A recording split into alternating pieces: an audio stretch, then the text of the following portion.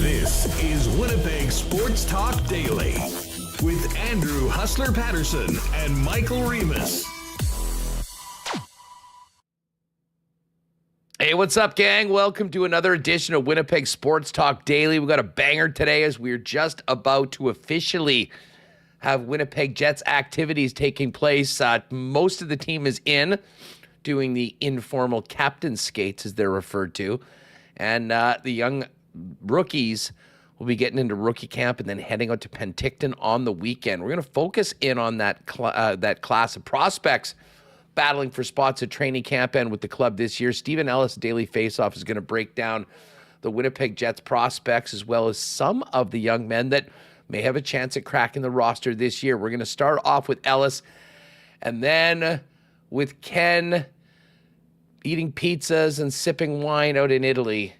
His tag team partner from Kenny and Rennie, the Ren Dog himself, Sean Reynolds of Sportsnet, is going to jump on. We'll kind of get his outlook on things heading into training camp. Looking forward to have Rennie on the program. And then for all you Viking fans that are fired up after Sammy Darts took over control and led the team to a big win over the New York Giants to start off 1-0, we're going to head down to the Twin Cities. And the Purple Insider himself, Matthew Coller, joining us. So we will talk a little NFL and focus in on the nice start for the Minnesota Vikings on the weekend. Great to have you all with us. A huge thanks to the sponsors that make this show happen each and every day. Of course, our friends at Princess Auto. Mega Smasher sale begins today through till the 22nd. Tell you more about that a little bit later on. Of course, Garage Living Winnipeg. Don't forget, CFL 110, live tomorrow on the show. Coolbet Canada, Rollies Transfer, Consolidated Supply and Manitoba Battery, Canadian Club, Wallace & Wallace, F Apparel, the Winnipeg Jets, Little Brown Jug, Royal Sports, Boston Pizza, the Winnipeg Goldeyes, Assiniboia Downs, Breezy Bend, and we will get to a why not question of the day for Not Autocorp over at Waverly and McGillivray. Let's get Michael Remis in here. And Remo, we're going to be talking a lot of pucks later on, but how about them Goldeyes? Big win, smashing the Fargo-Moorhead Redhawks in Fargo. And the Fish come back one win away from moving on to the American Association Championship Series. And I am thinking Wednesday night is going to be a night down at the ballpark. Yes, Huss. What a performance yesterday. We weren't sure how are they going to do against their close rival, the Fargo-Moorhead Redhawks, and 10-1. The bats certainly came alive. The pitching came alive. So really impressive win for the Goldeyes last night. Yeah, the bats got going early and often. You got your ace back on, making up for, not a great start in the first round. And now it just seems like this Goldeyes team is feeling it at the most important time of the year. Tickets, I believe, are going very briskly for the game on Wednesday or tomorrow night, I guess. So if you are thinking about going, get to goldeyes.com, grab your tickets, make sure to do them digitally so you can avoid any sort of lineups. And let's pack that place tomorrow. And hopefully they won't have a game on Thursday because they'll be getting ready for a trip to the Championship Series. We'll hit tomorrow's game on tomorrow's episode of Winnipeg Sports Talk as the Fish are off today, coming back along with the Redhawks for Game 2 tomorrow night. Just before we kind of dive into some of these other Jets topics, you watched the Monday Nighter last night? Of course. I was way too fired up, Huss, and my ears certainly perked up when I'm trying to make a lineup. And I get the notification that, Christian McCaffrey was questionable all week. The late scratch, 90 minutes over those 90 minutes before. So those doing wagering or playing fantasy certainly threw a wrench into what you thought was going to happen, but I definitely watched pretty good Manning cast there with the guest Belichick, Sandler, and then the Aikman Joe Buck broadcast is always great as well. So I do enjoy the Monday Night Football last night. The CMC business was garbage for so many. And you know who I really felt sorry for is Jordan Mason. The guy that filled his spot on the field, carried 28 times for 147 yards and a touchdown. Like just a career day for this young guy. He's asked after the game, well, when did you know we were starting? And he says Friday. So obviously everyone was up in arms. What are you talking about? This guy made it. And then Shanahan speaks after the game and was very defensive. No, that's not true. We might have told him to be ready on Friday, but we didn't tell him that he was starting. And then the poor guy goes and does the media, the press conference afterwards, after saying that he had found out that he was starting on Friday, right on the field after the game. And I mean, he was devastated. It's like everything that he had just done on the field was secondary. And this poor guy had to sit there and answer questions, or basically didn't really, about how he'd either given out the truth that was not looking good on the 49ers, or was just flat out wrong as per his head coach. I mean, the bottom line is, Reem, there are billions of dollars that benefit the NFL from fantasy football, never mind the gambling aspect. There are very clear rules as to, players being ruled out, doubtful. This was a brutal way to start off the season, with the Niners pulling that off. And I think a lot of people would have maybe handled their own personal business differently, knowing that that Christian McCaffrey could be out to start the season as well as round number 2. But the bottom line is the guy that I really felt for was the guy that was the star of last night's game that ended up doing major backpedaling afterwards and obviously putting his head coach in a bit of a pickle, but not that it wasn't their own doing in the first place. Yeah, McCaffrey was questionable all week, so there was some, deniability saying, hey, you know what, we thought he maybe could go, and he couldn't. But, for anyone who played fantasy or was wagering, and Mason says after the game, I found out I was starting Friday, you're kind of like, what the? And maybe you would have handled things differently. So that, it did kind of take away, especially for him, he's like having to sit at the podium saying, this is why I hate doing media and stuff. But, what a game for the 49ers. Brock Purdy slinging it. We thought Debo would be heavily involved. We talked about that yesterday. He was. Jordan Mason filled in. I wasn't sure if he'd be more by committee, but they really just gave it to him over and over. And for Aaron Rodgers, looked like a guy who played, how many snaps last year? Four snaps. I don't know if he knew he had more than 2 guys that he could give the ball to. Eventually figured out, throw it to Alan Lazard, his old friend, for a touchdown. But a lot of heavy usage of Garrett Wilson and Breece Hall for them. We'll see how it goes for the Jets with Aaron Rodgers moving forward. That first drive, or I guess the second drive when he just kept on throwing it to Wilson, he looked good. And there was a couple plays where they focused in on his face after the completion to Wilson, and he was just giving this oh man, I'm good, I still got it look, even though I'm not sure he knew he was on television. But here's the thing, we can talk about Aaron Rodgers only going for 167 yards. I'm not really putting that on him. I'm putting it on the Jets defense, and I'm giving the credit to the San Francisco offensive line. That was smash mouth. They ran it down their throat all night. The time of possession in the game was 39 minutes to 21. Aaron Rodgers simply never had the football, especially in the second half. So my takeaway from this is that the Niners are still absolutely the real deal. And to look that good without McCaffrey was very impressive against a team that has a really good roster and we thought had an excellent defense. They didn't have a lot of answers last night, particularly for the San Francisco 49er ground game. I do think the Jets are going to be okay, though. They've got some major weapons, and Aaron Rodgers got through game 1, looked very good at times, and maybe the good thing for them, Remo, is that they're starting off arguably with the toughest defense in one of the toughest places to play in the National Football League. They didn't pass the test by any means, but I don't think they'll have a test this hard when it comes to a defense coming at their unit. And I think they are going to get better the more they play together.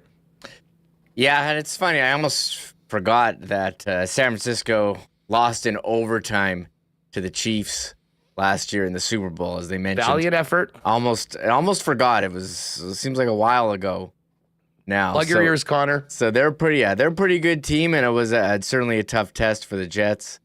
We'll see how it goes moving forward for Aaron Rodgers, who is, he's 40 years old, coming off an Achilles injury, and certainly a tough one to recover from.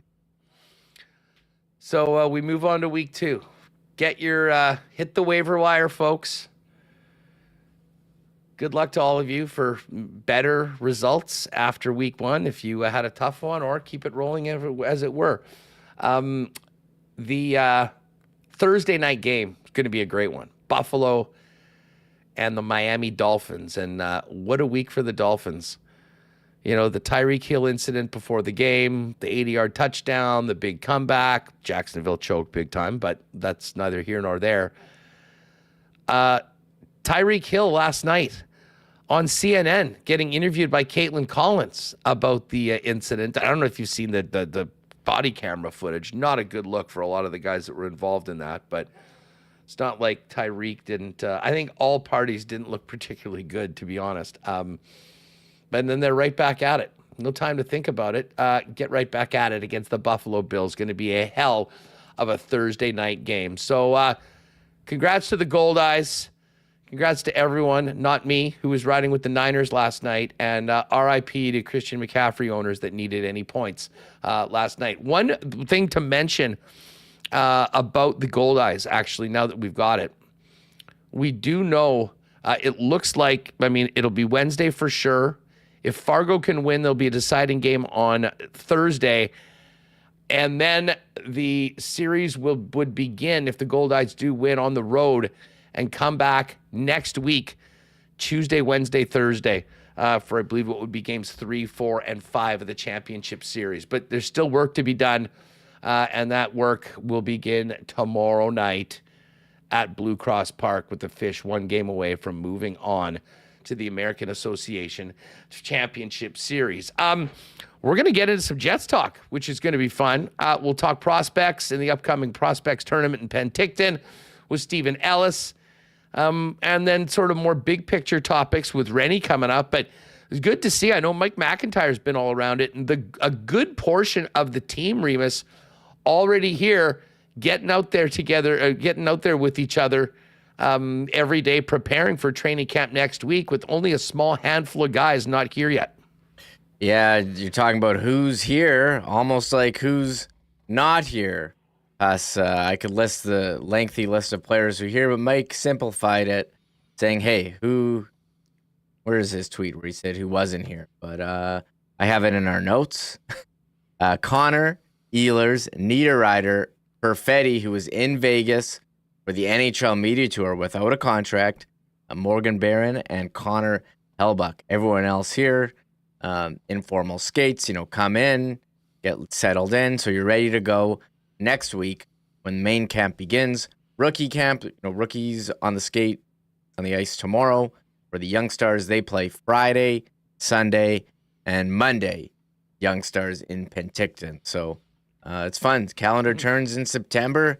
Hockey season's here, and we're just about a month away from game 1 of the regular season. It's all happening so fast.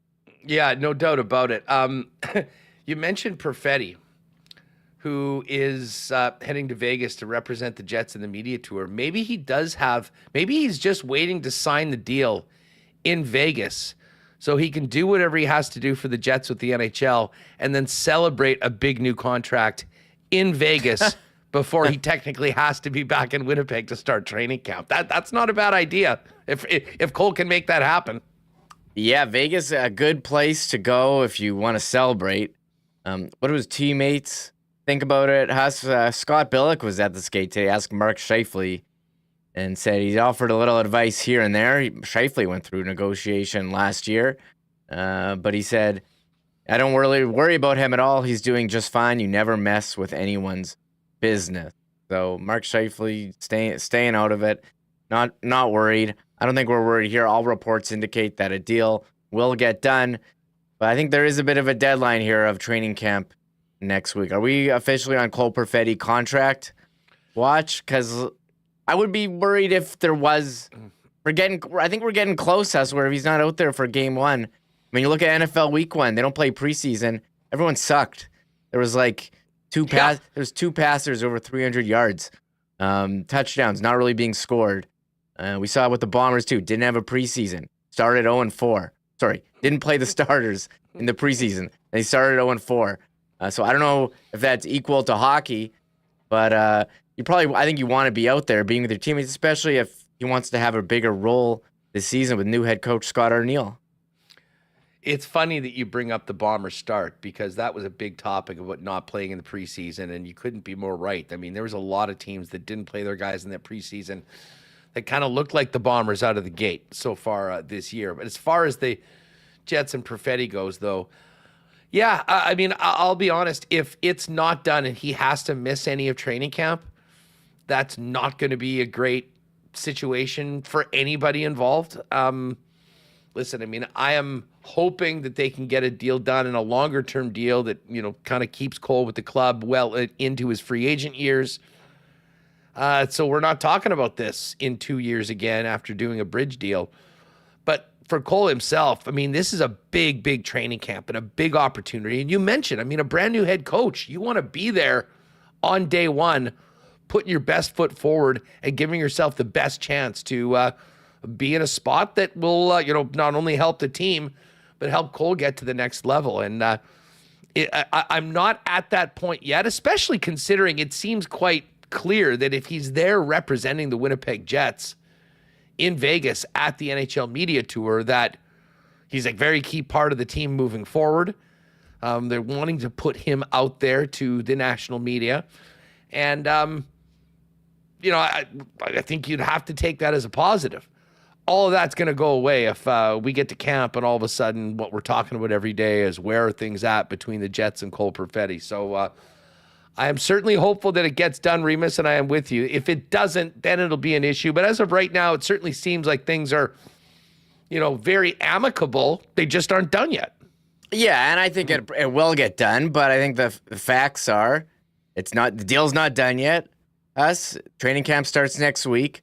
I know that his agent was also the agent for other Winnipeg Jets who had contract disputes. Up went to arbitration. Trouba held out.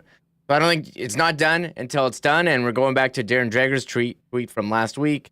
Despite ongoing negotiations, Perfetti was in Winnipeg last week to train and skate. And he is representing the Jets at the media tour. I don't think Perfetti's going to turn down that opportunity as a young player. There was another player who didn't go because he didn't have a contract. So I think it'll get done, but it's not. And you're talking about it, and you have to wonder, as the clock is ticking until training camp. I think that's the hard deadline.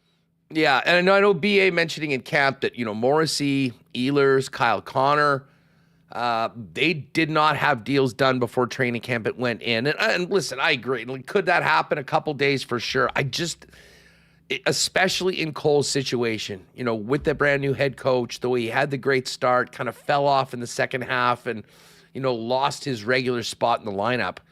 I think a great camp, preseason, I think this part of it is really important, especially considering Scott Arniel is going to really be trying establishing his top six, his lines. You want to have a guy like that out there. Is it at the end of the world? No. But I think it would be in the best interest of all parties to get it done beforehand. Granny Bomber fan asking, any Ehlers talk? Well, not really. Nikolai Ehlers is going to be in camp. We'll certainly be talking about it once we hear from Nikolai Ehlers, Remis. And of course, he just finished off playing quite a bit over the last few weeks, helping Denmark move on, or I guess qualify. I can't remember if it was for the World Championships Olympics. Or was it for the Olympics? They qualified, yeah. So they're in, which is big for Nick, who is kind of one of the faces of Danish hockey. But let's face it, when he comes back, Mike and Scott and Ken and anyone else with a microphone is going to be talking to Nikolai Ehlers about his summer, the upcoming season, and about his status with the Winnipeg Jets. And that is a conversation that I don't think is going away anytime soon until we've got some sort of resolution, because Ehlers is a huge part of this team, a very, very popular player, and also a significant asset that, of course, has just this final 1 year remaining on his deal with the Winnipeg Jets. Yeah, we've done this dance the last number of seasons, going back spring, Ladd and Bufflin, when their final contracts we went through with Scheifele and Hellbuck.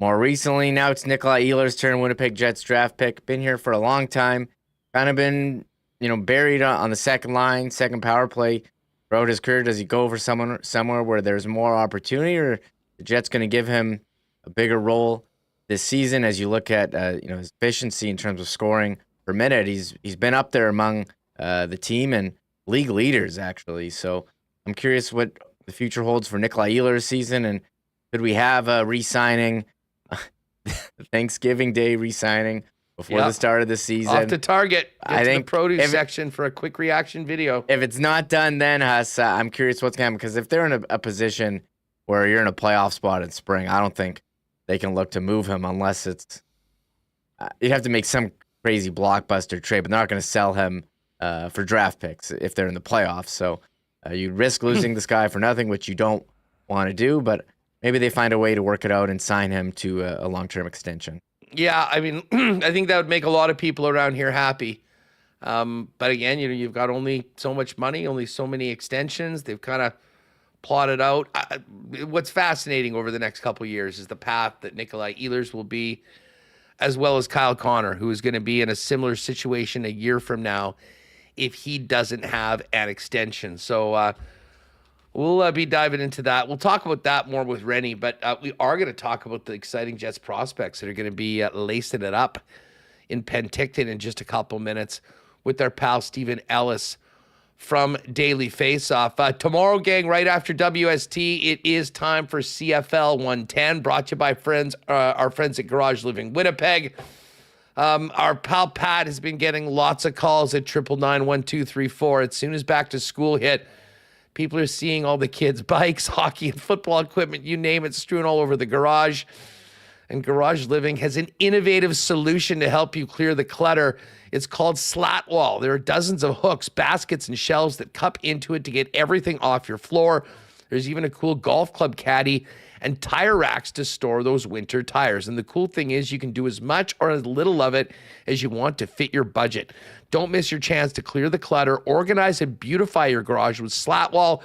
Also, polyaspartic floor coatings, made in Canada, premium metal cabinetry for a total garage makeover. Check out all their work at garageliving.com and give our pal Pat Kanuga a call, 204-999-1234 to book a free in-garage consultation. Make an appointment to pop by and meet them at their showroom at 981 Main Street. Garage Living Winnipeg.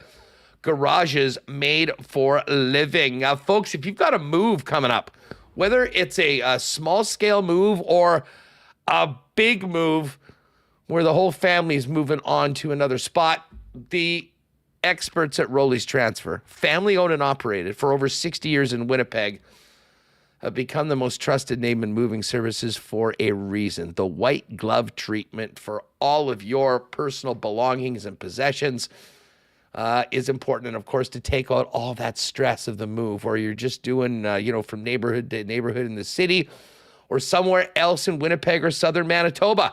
What you're going to do is check out Rollies.com. Great new website on all of their services and their history. At the top right corner, you'll see Request an Estimate. Pop in there, use the promo code WST for a special discount for WST listeners on moving services and supplies. Let them know when and where you're moving, what you're moving. They'll turn it around with a very competitive estimate to get you moving to your next spot with the white glove treatment. For your next move, make it Rollies, the most trusted name in moving in Manitoba. Request an estimate today over at Rollies.com. Our friends at Consolidated Supply continue to rock as we head into fall. What a summer it's been for them as the leaders in irrigation services in town. Also, made quite a few of Joe's dream putting greens in the backyards this year. They're the artificial turf experts, and of course, golf carts as well as the exclusive club car dealer in Manitoba. They've got other great options for your property, like hot tubs and amazing outdoor kitchens. And of course, they're also the leaders in small engine parts and repair. Pop by and see them at their showroom, open to the public, 1395 Niagara Road East, or find out more online at cte.ca. And just as we bring in Steven, don't forget, Manitoba Battery is your one-stop shop for all the batteries you need for literally everything. And Manitoba Battery is the place where you will shop local, get the best price in town, beating the pants off the big box stores, and the best service around, too. You can pop by and see Manitoba Battery on Logan Avenue or at their new location at 452 Dover Court. But the great folks at Manitoba Battery know you're busy, and all you really need to do is give them a phone call or order online at manitobabattery.com, and they'll deliver the batteries to you for free anywhere inside the perimeter with any purchase over $60. It's just that easy. Shop local, get the best price in town for all your battery needs. Manitoba Battery and manitobabattery.com. All right, we are just about ready to drop the puck for the Young Stars tournaments around the league. Let's get ready for that with one of our experts and go-to guys for all things hockey prospects, Stephen Ellis from Daily Faceoff. Stephen, what's up, man? How was your summer? Yeah, can't complain. It's been a bit of a lot of things. I'm planning for a wedding in a couple weeks, so that's been kind of taking up the busyness. But honestly, I've probably watched more hockey this summer than I've ever watched in any summer in my entire life. You did, was it the World Under-18s? So it started with the World Junior Summer Showcase. Then I went to the Helenka Gretzky in Edmonton, and then I got the Buffalo Sabres Prospect Tournament coming up this weekend. I watched probably way too much KHL already. I watched. I was at a cottage, basically with no internet, and I made sure to go to the very edge of the dock where there was actually some cell service, so I can go and watch the very first game that Pakistan has ever played. And they lost, I forgot what the score was. I saw Cuba play as just some crazy teams. I started this summer. I went and watched Jamaica play Greece, followed by Puerto Rico versus Lebanon, I want to say. And it was so it's been a lot of all over the place hockey. I have to ask you, how are these games? How are the Pakistanis? What were the Cubans looking like? I mean, is this just the ground floor, if you will, of national programs as we're trying to grow the game? I'll be honest, I had no idea that any of those countries you just mentioned had a national team. Yeah, so they're not really, none of those are IHF lineups. These teams couldn't go and play in the Division 4 World Championship. The one tournament that happened in Florida with Pakistan and Cuba and Mexico, Argentina, Colombia, teams like that. Some of those are actual IHF teams. The idea is giving those teams a chance to kind of showcase what they're able to do, but also just show their local government, hey, we can actually go play out there and play hockey. And most of those players wouldn't be eligible to play for their country because they're more select-based teams. As, hey, you might be related to some family members here. You can go play there. You're not actually training and practicing in Pakistan or things like that. But the one that was interesting was that tournament I saw in Oshawa outside of Toronto, which was the 4 teams of Greece, Jamaica, and Puerto Rico and Lebanon, where there were some actual NHL players at that tournament. And Josh Hosang was supposed to play for Jamaica. It didn't happen, but Giovanni Smith did, who played with the San Jose Sharks last year. Greece had a prospect from the Dallas Stars, so it was kind of cool where you got to kind of watch, in those cases, the hockey was pretty good. We did see one guy get kicked out for insulting the ref's mustache. But other than that, the hockey itself was pretty good, pretty aggressive, 100-something penalty minutes in the one game I saw. But then you go watch Pakistan and Cuba, and then those games are not exactly the best. You're grinding, my friend. I mean, leaving no stone unturned for the Daily Faceoff prospect rankings with all that. Let's well, you know what? Listen, before we even get to the weekend and who we'll be seeing with the Winnipeg Jets, we've talked a lot in the last couple of years about Rutger McGroarty. He was finally dealt a fascinating trade, the 14th overall pick in one year's draft for the 14th overall pick in the next year's draft. Braden Yeager's now a Winnipeg Jet. Rutger moves on to the Pittsburgh Penguins. I mean, you've covered these guys for a long time. What did you make of the job Kevin Cheveldayoff did, considering the situation that he's in, and thoughts on Brayden Yager, who is number one on your list of top 10 prospects for the Jets at Daily Faceoff? So the Winnipeg Jets definitely lost the trade if we're looking at just what the player is right now. But obviously, if Recker McGroarty was not going to play, he wasn't going to play. That's how that is. I think the one thing is, the more talented player was shipped off, but they're getting a centerman here in Brady Yager, who I really do like. And, he was easily Pittsburgh's best prospect, and it wasn't even close. And watching him play last year in person, being that he's out west, I don't get to see him a lot in person, but I did see him in a couple training camps before he got drafted. Got to see him at other international tournaments, but then I've seen him now at the World Junior Summer Showcase and at the Buffalo Prospects tournament last year. And the one thing that really stood out to me was that when he's on his game, the puck is glued to him. He could do so many great things with that. I think he's got the makings there of still being a top six forward. I think, the fact that he could score in so many different ways is good. Not going to go out there and beat some guys up to physically and things like that. But I do think with the puck as a two-way center, I do really like what the Jets are getting there. And I think that I as much as I like Brad Lambert, I have Brayden Yager ahead of him. And it's funny because I just released my top 75 prospect rankings, and I think I have them back to back now 2 years in a row. So they're pretty close. Well, and we'll get to Lambert in a minute.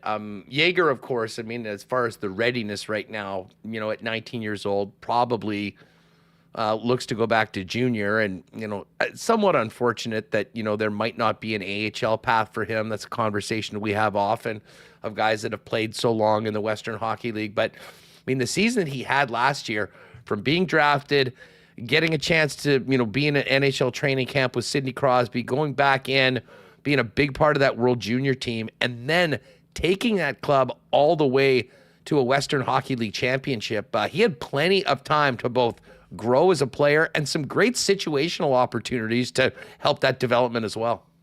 Yeah, I definitely, this year for me, I want to see him get more engaged along the boards and not being kind of just a, watching eye from afar. Obviously, you look at the numbers he put up last year, he clearly did good. He had 95 points, and he was actually one of the only players that seemed to show up every single game for Canada at the World Juniors. And this year, we know he'll probably be a top six player on that team and one of the most important players they have. So there's a lot going for him there. I think for me, it's, yes, I wish I could see him in the AHL right away, because what does he had 95 points last year. What's he going to do this year? 75 assists, 110 points. Does that benefit anybody? Not really. When you start getting into the 100 points and you're not an overage guy, I feel like there's some very little you can actually learn. But for me, this is a perfect year of him saying, okay, I can score. I can set players up. Look at my assist totals the last couple of years. Now I'm going to go out there and contribute in other ways, be super engaged physically, going out there and being as valuable of a two-way player as possible. Make yourself indispensable. That's what he's got to do this year. And I think this is a good opportunity for him to do that.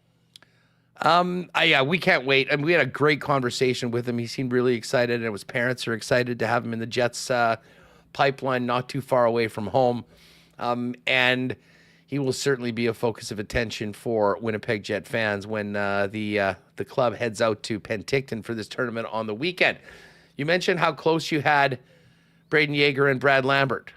If Yager projects to be a year down the road for making that move to pro hockey, Brad Lambert certainly seems to be a lot closer. He had a great season last year playing at center. What do you make of Brad Lambert's readiness to show that he belongs in the National Hockey League and stick around? I want him to make the best push possible out of training camp here. I think, whether it's at center or whether it's at the wing, it'll be interesting to kind of see what they kind of see as his development path. With Lambert, the one reason why I do give the advantage to Yager is I think Yager is just a better two-way player. But from the skill perspective, Brad Lambert has been, near the top of his draft class now for a couple of years. Let's not forget that he was projected to go top 3 heading into that 2022 draft, and wasn't a great year. And then obviously 2 years ago now wasn't another great year. But this past season kind of showed this guy means business. And that is the Brad Lambert that we know is very capable of playing a top 6 role in the NHL. And that's the thing. I think he is a top 6 player. probably not this year, but maybe in 2 years. Maybe that's when he becomes a top 6 NHL player. I think he contributes in a lot of ways with the puck. And I'm really excited to see what he could do, because you watch him in warmups, you watch him in a game, so much raw skill. And I got to watch him up close at a Toronto Marlies game. I go to Marlies games a lot at ice level, watch, and his speed and the way he was able to come up with the plays when he was playing against the Marlies really kind of showed this guy's got a lot going for him. So I'm high on him. Well, with Monahan being gone, Toffoli not being re-signed, there certainly is a path to him, cracking the roster and potentially even getting an opportunity to play in the top 6 early on, which I think a lot of us would love to see how he'd do. He established himself as a pro with a great season in Manitoba last year, and he seems to probably be the guy closest to knocking on the door for a spot with the big club this year. Colby Barlow is next on your team, and if Colby, you can speak to his season last year. He wasn't on the World Junior. He still puts up, he had 40 goals in 50 games. The guy can absolutely finish. But there seems to be a bit of noise around Barlow right now. He didn't report to his OHL team before training camp, and we heard sort of public statements from the general manager. Really, it sounded to me kind of like bridge building, Stephen. Do you think Colby Barlow, if he doesn't crack the Jets, goes back to Owen Sound? Will there be some sort of a trade, or where's Colby at situationally, both with the Jets and his OHL team right now? So I'll say this, that I watched him at the World Junior Summer Showcase a few weeks ago, and that was one of the most entertaining guys to watch out there, because not only can he shoot the puck, and we know he could do that, still waiting for that 50 goals though. He was out there trying to make as many people mad as humanly possible. I think he had 2 occasions where he was yelling at guys from his own penalty box. I loved it. I loved how aggressive he got. In terms of what's going next, I think, Owen Sound's not looking to be a team that's going to be making a huge push for it this year, I don't believe. And it'll be interesting to see if they do trade him. A team like Mississauga, a team like Peterborough, a couple of these teams that are looking to go all the way this year could be really interesting. But I think with him, I want to see someone who uses his line mates a bit more. Like, you see those stat lines, and you got to go back to the last year before COVID to find the last time that he played any level of hockey and had more assists than goals. Like, this guy just scores so often, and I feel like part of the reason maybe that we haven't seen him rated higher as a prospect is he does try to do a lot of things himself. He's got a great shot. He can clearly score. He's got 86 goals over the last 2 years, which is unbelievable. Even though he didn't put up a ton of points at the U18s a couple years ago, I thought that what he did there was drive the play and get the pucks on net, which is all you can ask for from him. I want to see him get a bit more engaged defensively. I want to see him do I think he's getting better at that, and I do think his defensive game is better, but he's not a super well-rounded player at this point. He's not the quickest player out there, and at this point, that does hurt his overall ability. So we'll see kind of what happens there, but it'll be interesting because, there's a couple notable players across the OHL this year that haven't reported the camps, and some of them said they just want to focus on the NHL training camps and development camps, but we'll see what happens there. Yeah, I heard some rumblings at the draft that maybe he was looking for, to be on a more competitive team, because it's great to be a really young captain, and by all accounts, he's done a great job for a couple years doing that. But man, those seasons get really long.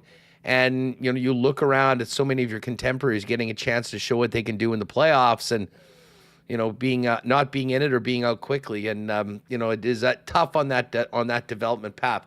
One guy that would love to be playing in playoffs for the last few years has been Chaz Lucius. And it's impossible to talk about Chaz without talking about, literally the walking embodiment of Murphy's Law when it comes to injuries.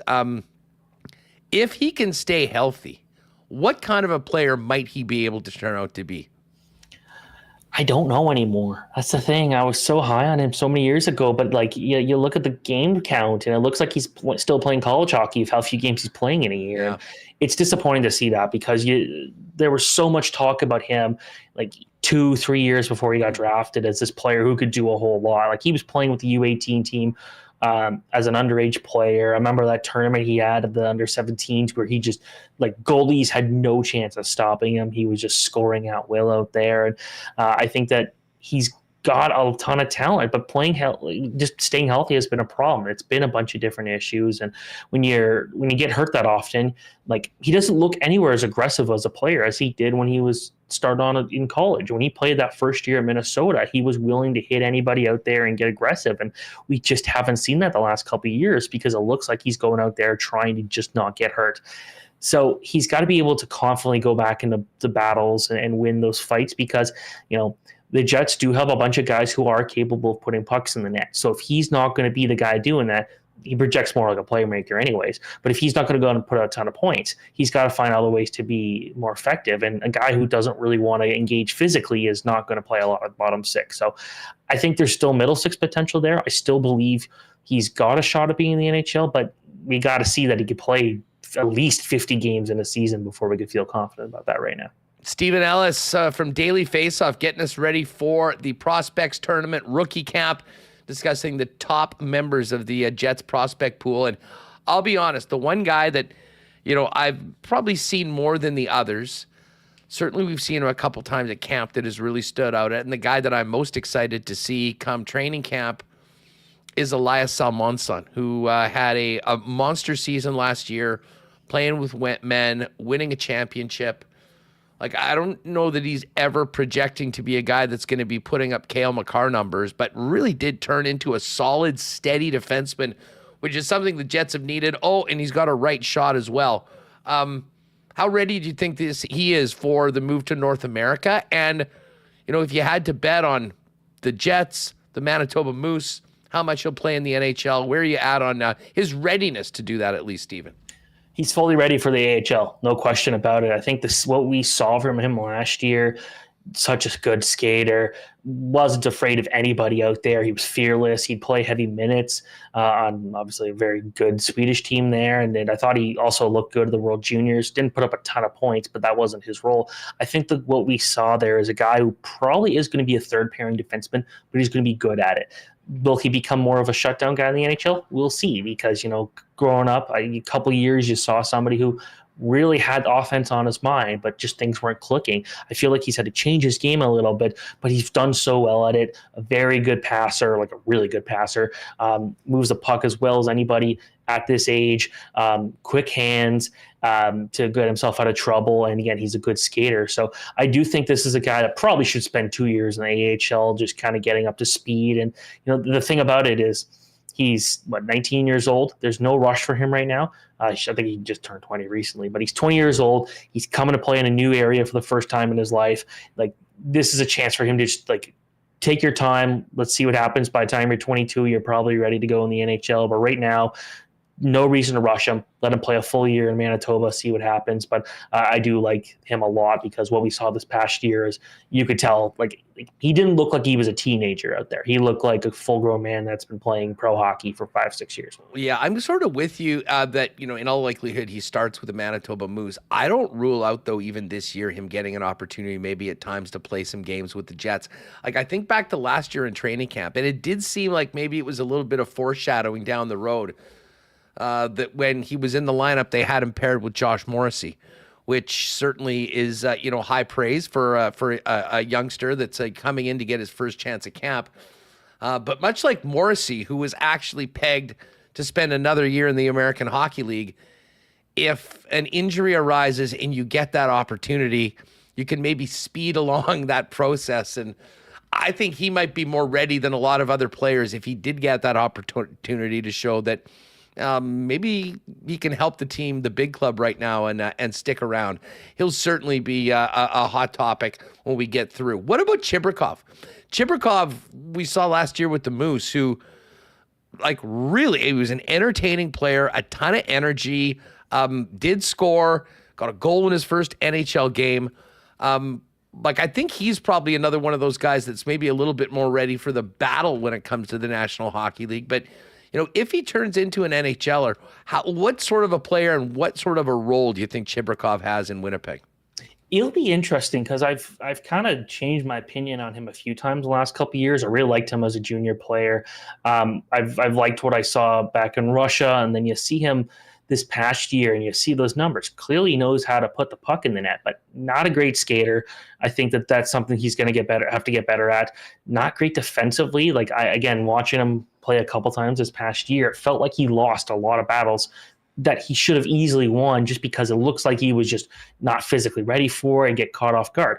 But you put him in front of the net, or you put him in a scoring chance, like a power play or something like that, and he puts pucks in the net. So you can't deny how good of a point producer he is.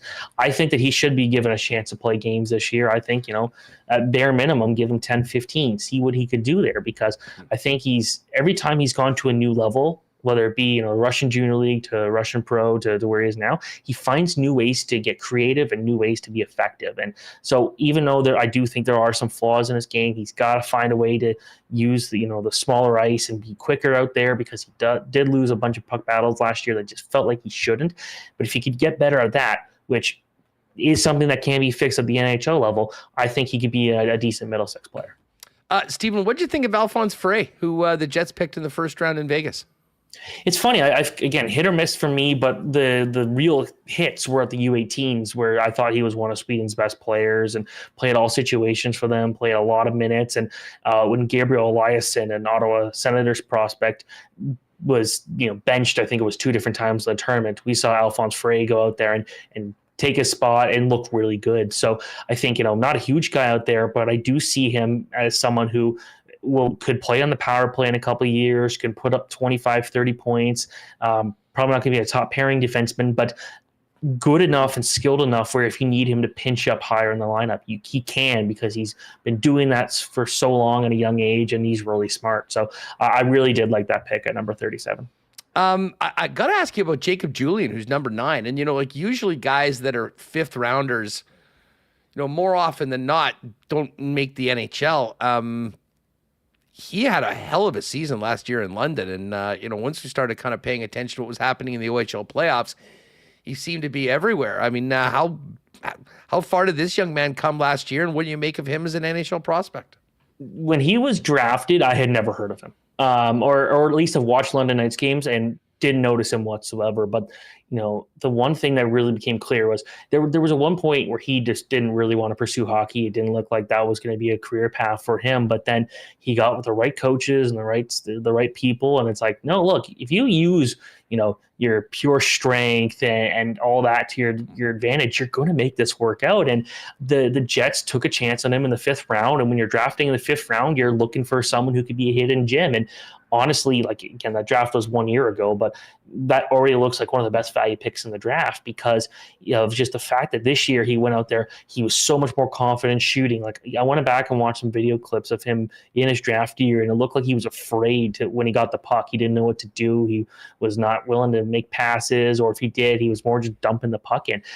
He wanted to take control. And once he started to see those results, you saw somebody who was just playing with so much confidence. And when a player, this is a very minor thing, but if you look at a prospect and they're smiling a lot, that's a sign of someone who is very, very confident in themselves.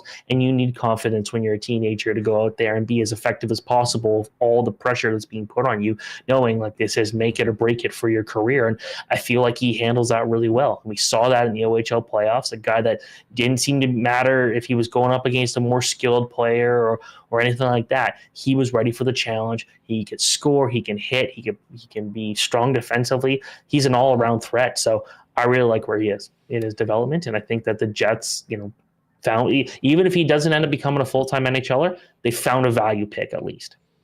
One more guy that I wanted to ask you about, but he's not a guy that we're going to see this weekend because he's still in the KHL, is Dmitry Reshevsky. And this guy, to be honest, amongst Jet fans, is probably the biggest mystery of players in the prospect pool, just because he's in Russia, has not been over here. How good of a prospect is Reshevsky? And, will he ever even come to North America, do you think? Or is he a guy that, sort of is a little bit older right now at 23 and has a pretty good thing going back in the homeland with in the KHL? So that's the thing. Like, by the time that he would be eligible to sign a contract, he'd be, midway through being 24 years old. That'd be next spring because he's an October baby. But, already not looking to a great start to this year.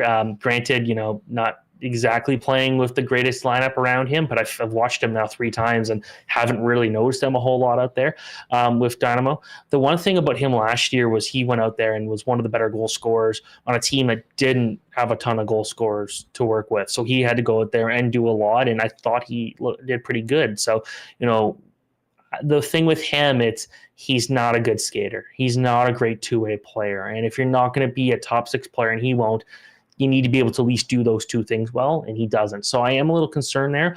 It would be interesting because I do have him as my number 10 prospect for the Jets prospect pool. He's a guy that I think, if he signed, it would be with the intention of trying to have him make the NHL team next year. But there's going to be a bunch of other guys coming through that can do a bit more that will be challenging him there. So if I would be completely honest, unless he blows the doors off this year and is untouchable, I don't know if he's a guy that you really need to think about long term here and just say, you know what, okay, fine. It just maybe doesn't work out. Maybe you see if another team wants his rights, because there is definitely some skill there. He knows how to shoot the puck, and goals are hard to find for most of the KHL. Like, that's the thing. Every time you hear a guy that signs as a free agent, it's usually somebody who just had this explosive year, but scored 22 goals or something like that. Like, not like anything crazy, but scoring goals are so much harder in the KHL, where you see goalies putting up 940, 950 save percentages. So him going out there and putting up 24 last year,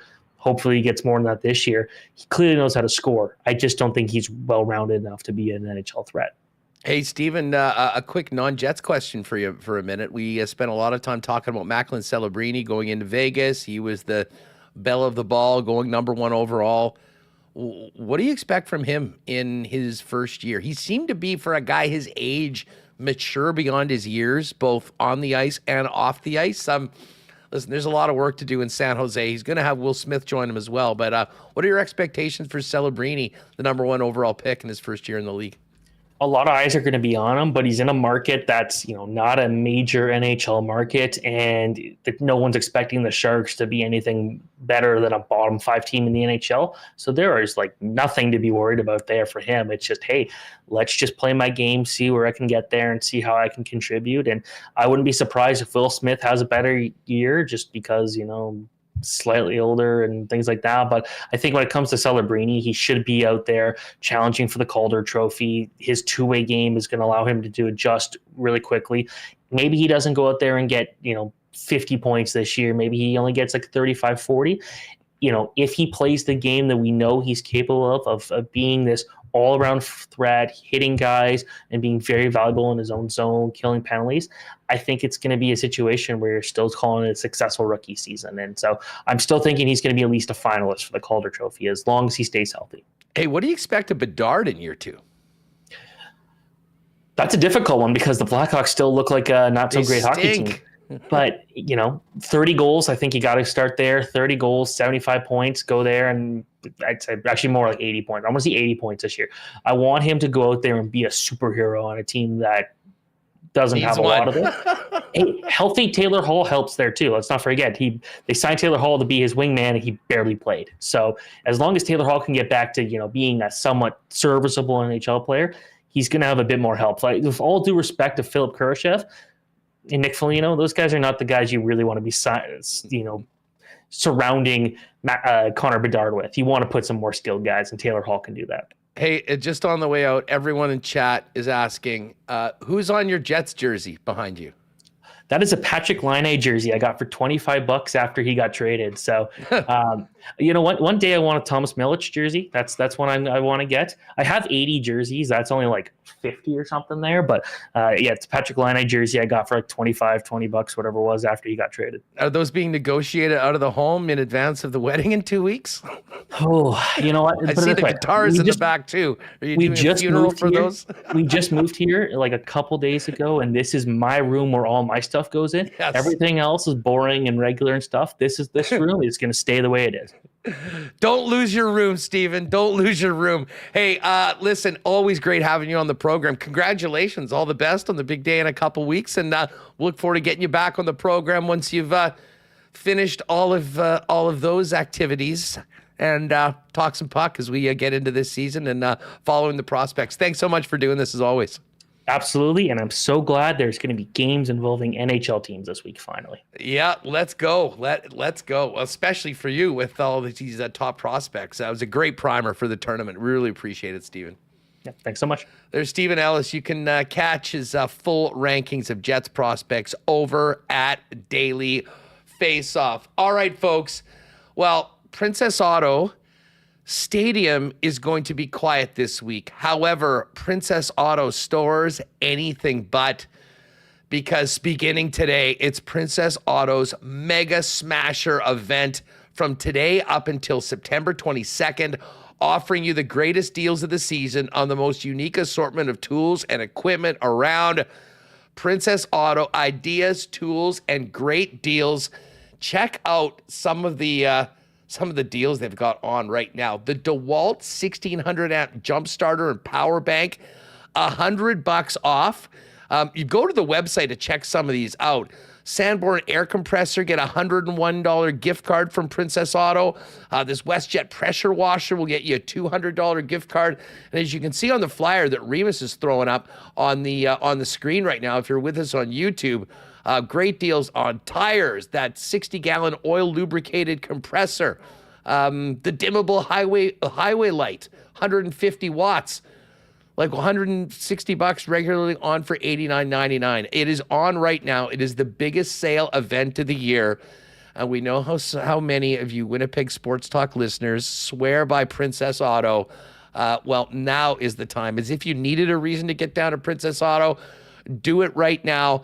The Mega Smasher event in store, online, September 10th to 22nd at Princess Auto.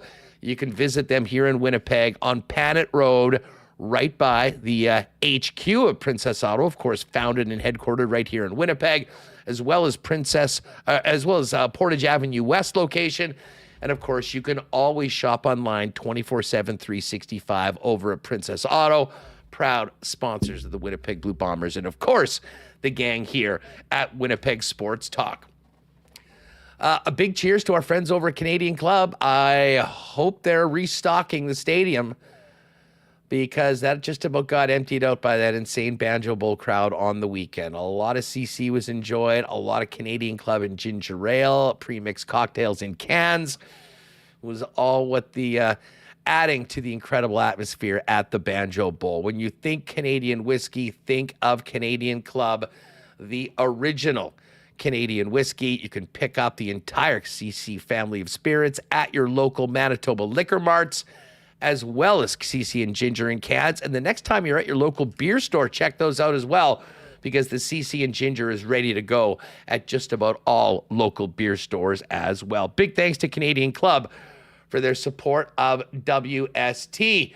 And hey, for all of you that maybe haven't finished that list for the summer, and if it includes a fence, you better get on it and give our pals at Wallace & Wallace a call, the fencing and overhead door specialist, serving Winnipeggers since 1946. If you need the security and protection of a new fence, they've got you covered with vinyl, ornamental, welded wire, chain link, or wood fences. And if you need a new garage door, they're the Clopay dealer in Manitoba with the largest selection of overhead garage doors to perfectly match your home and add value to it as well. Give them a call, 204-452-2700. The Wallace & Wallace team will arrange a time to come out and give you a free estimate. You can also visit them at wallacefences.com or pop down to their showroom on Lawson Crescent off of Kenniston. And hey, shout out to the guys at F Apparel. They are ready up for fall. Are you? If you're looking into the closet and you realize you need to up your menswear game, head on down to 190 Smith Street. F Apparel's got custom suits beginning at $400, along with chinos, golf pants, custom shirts, both tucked and untucked styles, and an incredible selection of menswear accessories. Getting married or in a wedding party? Make sure to talk to the guys at F for a 15% discount when the fellas get their suits for the big day at F Apparel. They're again at 190 Smith Street. You can find out more information online or make an appointment to come in for a fitting at F. That's EPHapparel.com. All right, look who's back. The national media in the house. Sean Reynolds, after one of the most hectic schedules I can remember of any colleagues through the playoffs into the draft, arrested, Rennie returns right now. Rennie, I hope you had a great summer. What have you been up to, and how have you been? We've missed you. Well, first off, when you said arrested, I was thinking, wait a minute, what's happening here? What did I miss something? The Tyreek Hill of the Winnipeg media. There you go. It's just a citation. Yeah, it was a good summer, but time to put that in the rearview mirror. I was at the rink today. The juices are starting to flow. Time to get back and get back into this hockey season. Yeah, well, it's here basically. I mean, we got most of the team skating down at the Hockey for All Center, and of course, the rookies are going to get going the next couple days, and then head out to camp. What was it like down at the rink? It's always kind of fun to see the guys for the first time. I mean, these are informal captain skates, but we got a chance to talk to some of the guys. What was the vibe around this year's Winnipeg Jets, or at least the ones that are already here in the Peg? Well, it seems that they are bought into, and I don't want to say rebuild, but last year after Connor Hellebuyck and Mark Scheifele are signed, they're going to try and compete every single year, and that's what sold those two players on sticking around. And just a year later, a big influx of talent gets lost out the door and really doesn't get replaced in the off season. So the one place you're looking to replace that is with the youth in this organization. Talking with Mark Scheifele, one of those guys last year who said he re-signed because he felt Winnipeg was committed to trying to win year after year after year, seems bought into the idea and the excitement that may come with turning over a little bit of a youth movement. That to me, what I walked away from with the conversation with Mark Scheifele, but also when you're looking on the ice as well. Now, let's not get too crazy about this. The Jets are basically very close to, outside of losing Schmidt and outside of losing Brendan Dillon, very close to returning almost the exact same team that they had last year heading into the season. Of course, a lot of changes happened over the season. A lot of players were added, but there definitely seems to be a feeling that there's a hope that there's a push from some of the youth, the Brad Lamberts, the Nikita Chibrikovs, the Elias Salomonsons of the world, to try and maybe push this roster and maybe add a little bit of youth in here. I remember us going back to the days in 2015, 16, 17, leading up to 18, when you started graduating a lot of good young players into the lineup. Obviously the Patrick Laine's of the world and the Kyle Condors at that time, but even the Jack Rozovics. We're starting to, everything, life is a wheel and it's turning, and we're coming back, it seems, to that era where the Jets are looking to see if they're going to take that next step, that it's going to be some of the young players who push them to that next step. Rennie, you mentioned Dillon and Schmidt, of course, from the playoff roster. Tyler Toffoli didn't come back. Sean Monahan is gone. Who's the biggest loss, you think, from the Winnipeg Jets, as opposed to the way the team looked at the end of the season? And who do you think coming in as the biggest opportunity to maybe fill a role based on a big loss from last season? Well, the biggest loss for me is Brendan Dillon, because I think he was a real tone setter on the back end. I think teams that play the Winnipeg Jets with Brendan Dillon in that lineup play them a different way without him in that lineup. He's the guy who really kind of stepped to the forefront. Now, guys like Adam Lowry can still do that. And I think towards the end of the year, a guy like Logan Stanley was showing that he could do that. But you don't want Adam Lowry doing that all the time. You don't want him having to step up and play that role. So having a guy like Lowry who could do that beside a Brendan Dillon, I think really, if you take a look at, kind of those clashes that they had with a team like the Minnesota Wild, where the Wild, tried to kind of gain retribution after, one of their really good players was knocked out of the lineup. Having that kind of meat, that beef, that attitude on your back end that Brendan Dillon brought, I think really changes things. So losing him, I think, has the potential to create a little bit of a void in that respect. I also think if you take a look at the way the Jets played last year in the playoffs against the Colorado Avalanche, I think that their back end got exposed a little bit. So I think losing Brendan Dillon is the very last thing they needed to lose players on the back end. So I think he'll be something that's missed, but it's hard to not say that a guy like Sean Monahan, who came in and really took control of that second line center position, they're going to miss him. They've got a great guy to step in Vladislav Nemesnikov, who can come in and spell that off. But I do think the Jets are going to take a long look at some of their young guys and hope that maybe a guy like Brad Lambert can show something in training camp that could keep Vladimir Nemesnikov in that fourth line role. Thus, we're having this conversation about youth coming in and pushing this team. What do you make of the Cole Perfetti situation? Like, on one side, I think it has to be a very good sign that he is the Jets representative in Las Vegas right now at the NHL media tour, despite not having a contract, but he doesn't have a contract yet. Where are you at on that? And do you think it gets done before Cole Perfetti has to miss any time of a very important training camp ahead of him?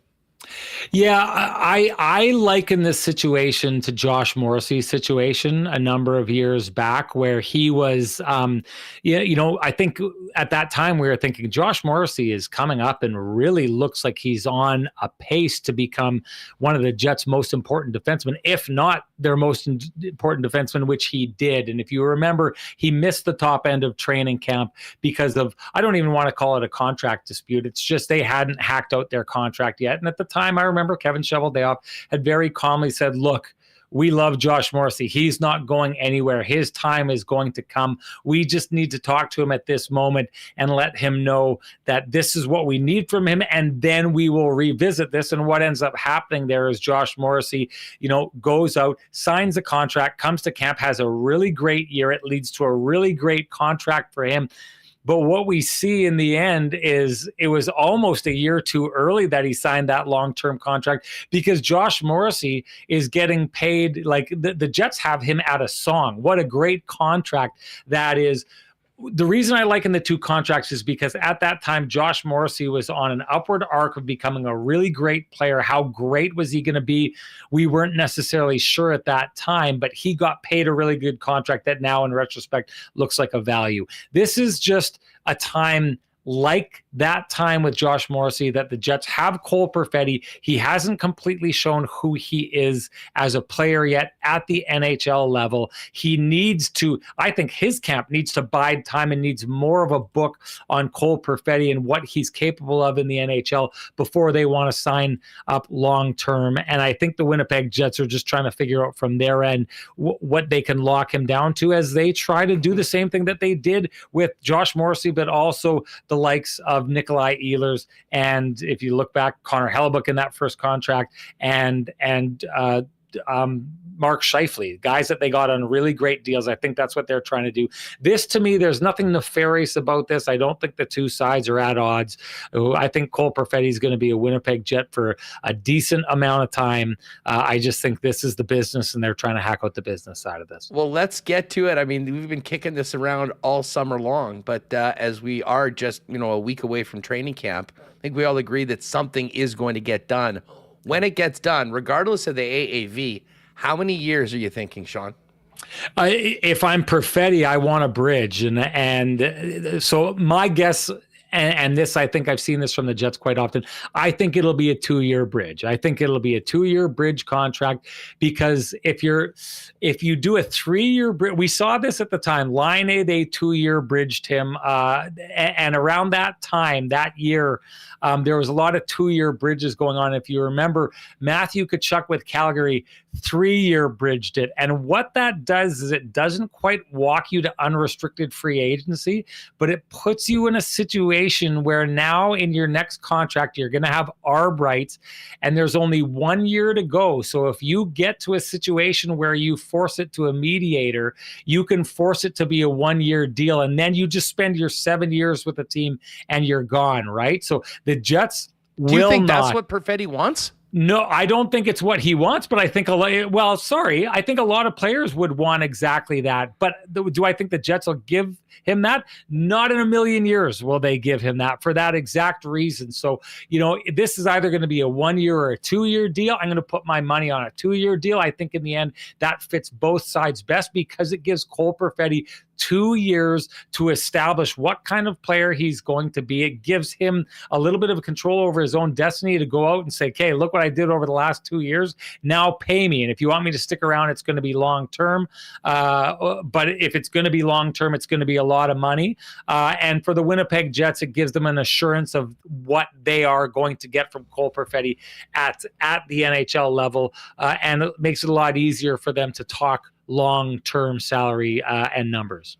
Yeah, I guess I'm still on the other side right now. I still think that, both from Perfetti's side of things and the Jets, like the 8-year deal, I think from Perfetti's side might be a bit long because it takes you up to 30 when you're doing that new contract. But to me, a 6-year deal that pays him now significantly more than he'd be getting in these next couple years and buys a couple years of unrestricted free agency and takes him to like to 28, 29 for that new deal, to me, I think makes the most sense. I think the Jets are willing to do it, and we've certainly heard a number of reports that the Perfetti camp is open to it too. And the one thing, Sean, we've seen, if we look at his contemporaries from this draft class, there's been plenty of those kind of 5, 6, 7, well, in Seth Jarvis's case, an 8-year deal, although with a bunch of deferred money. And I don't know, I think the more I'm seeing what's happened in the market around that, especially when you consider Perfetti's injury history. I mean, there is something to be said for the money in hand right now, as well as a little bit of certainty as to what your path is for the next number of times. And then it's just a matter of going out and helping your team win hockey games and being the best player you can be.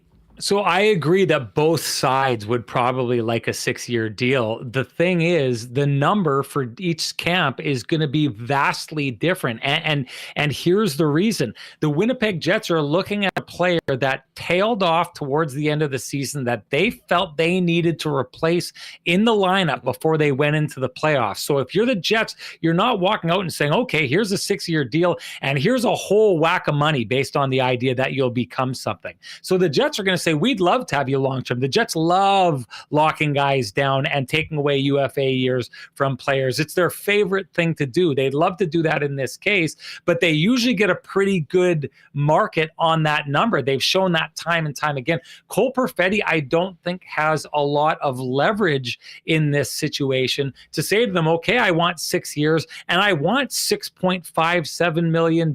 He sat during the playoffs last year. This is a guy, I think, that based on what the Jets would want to lock him down to is not what he believes he is capable of. And that's the thing right now is the Jets last year took a look at his book of work and said, it's not enough for us right now. We need to replace you going into the playoffs, and we're not going to play you in the playoffs. Cole Perfetti is thinking, I can be one of your very best players, and that's how I want to be paid. So I just think where Cole Perfetti thinks that he is and what he's capable of and what he's shown he's potentially capable of, but what the Winnipeg Jets have seen from him and they're willing to pay for are two very different things, and that's why I don't think a 6-year deal works.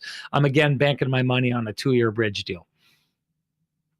Yeah, well, listen, if the Jets are going in and trying to pay him $3.5 million or $4 million on a 6-year contract, that'll be a short conversation. I think that they have had the foresight, though, in many situations, realizing the path of the player, where they're going to be playing, what's expected of them, to give more. And I mean, you look at the Kyle Connor. I mean, Nikolai Ehlers, I think, is a really good example of that one as well. Yeah. So the one thing is, I think the team also does not want to be going through this again in 2 years. Like, I think they'd love to get this done now, to make a commitment to Cole, because listen, they need this guy to be the guy that we saw, particularly early on in that season. And like, I'm not sure, I don't think it would be in their best interest to look at what happened in that 20-game slump and focus on that as opposed to, some pretty damn good numbers. I mean, you look at his 5.5, 5-on-5 production per 60 minutes. I mean, it is right there where Ehlers and Scheifele and those other guys were when they got these deals. Now, that obviously plays into Cole's hands, I think, is somewhat, basing it not on 20 games on the other thing. To me, this is going to be on the Jets' willingness to make that commitment to him.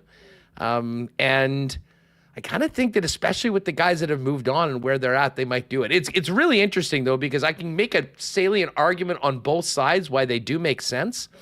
I just wonder if Cole, throughout the summer, seeing so many of these guys that would be his peers sign for more money now and beyond 2 years, they might find that, because I do think that is the best path for the Winnipeg Jets. Moving on to camp. Okay, can I just address what you said there? So Yeah. I think there's value in the points per 60 stat, but points per 60 stat only matters based on the amount of time you play on the ice. So the comparison between Cole Perfetti and a guy like Mark Scheifele or Nick Ehlers or Kyle Connor, I mean, Mark Scheifele was their number 2 center at the time that he was putting up those kind of numbers and grinding it out. Kyle Connor had really established that who he could be and getting a lot of ice time. Nick Ehlers, the same deal. Cole Perfetti didn't play the last half of the season, so it doesn't matter how much he does per 60 if he's playing 0 minutes a night, right? So the difference for me, and where the big difference here is, all 3 of those players that we talked about had established themselves as being on a certain arc, right? Mark Scheifele, I believe, scores 29, the year that he signs that, scores 29 goals. It's an injury-shortened season. So he's on the upswing and proving that he's a 30-goal scorer, right? So when you lock him down, even if you pay him as a 30-goal scorer at that time, he's got the potential to do so much more, which we clearly see he has. Kyle Connor, like, I take a look at all those guys, and what I think the brilliance of Kevin Cheveldayoff is that he paid those guys what they were worth as the player they were at that time, and then they got better. It was brilliant for him to lock them down. If Kevin Cheveldayoff pays Cole Perfetti right now what he's worth right now, we're talking about a guy who won't get it done. It won't get it done. Exactly.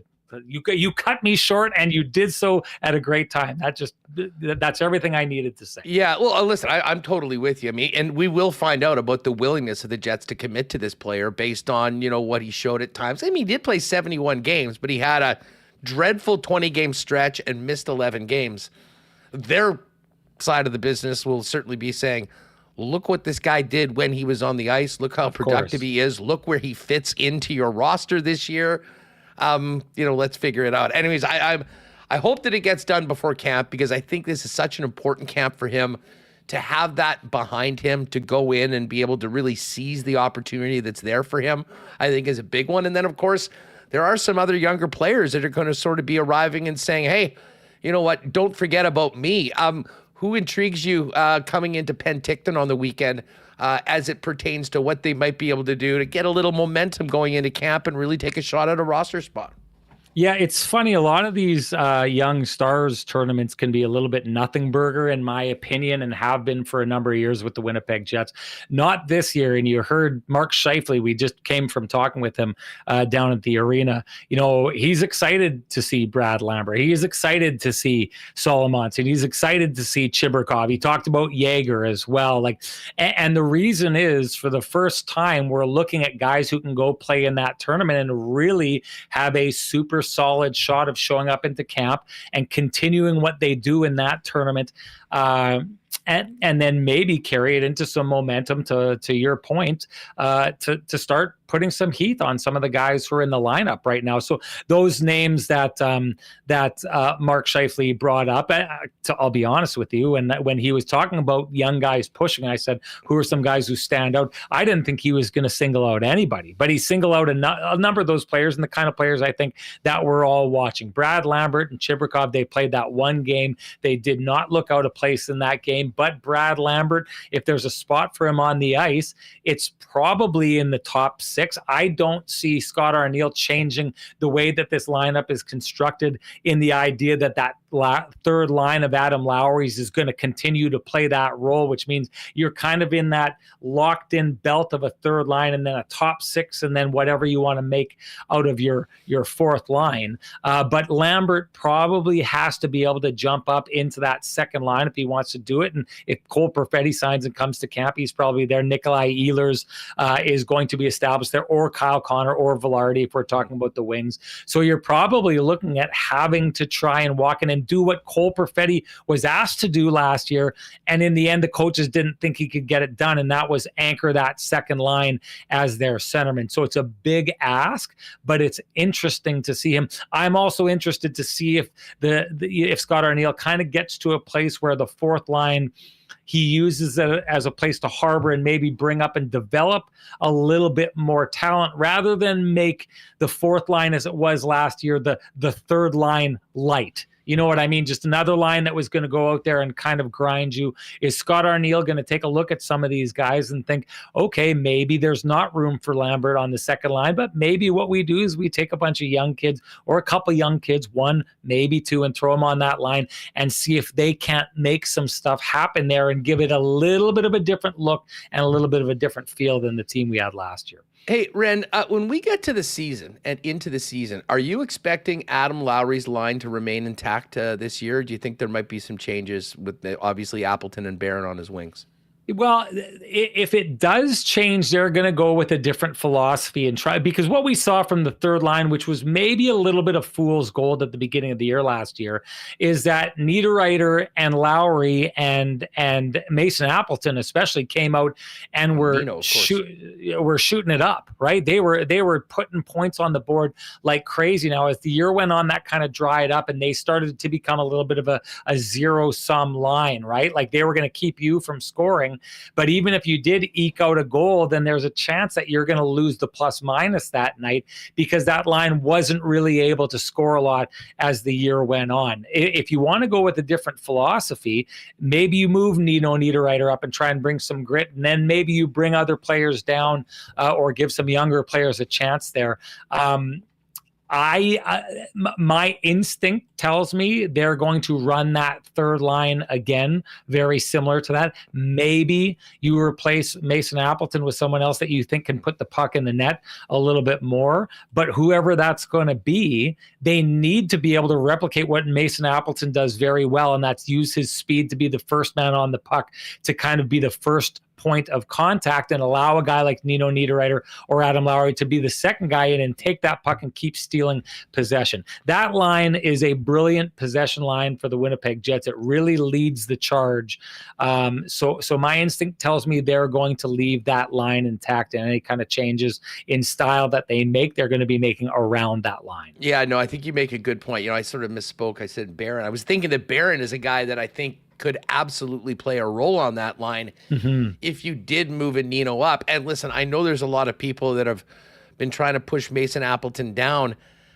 He did score 14 goals last year, which in that role was valuable. I guess my thoughts on Appleton, as good of a year as he had, offensively and putting up 36 points, which I think was far and away a career high, is I do wonder if you can count on that production this year and next year moving forward. And, with some of the talented younger players that are in the mix right now, I mean, it's a brand new head coach and a new coaching staff. I do wonder if there might be some different philosophies, or at least through the preseason, seeing how some different players and maybe some different styles of players work with Adam Lowry.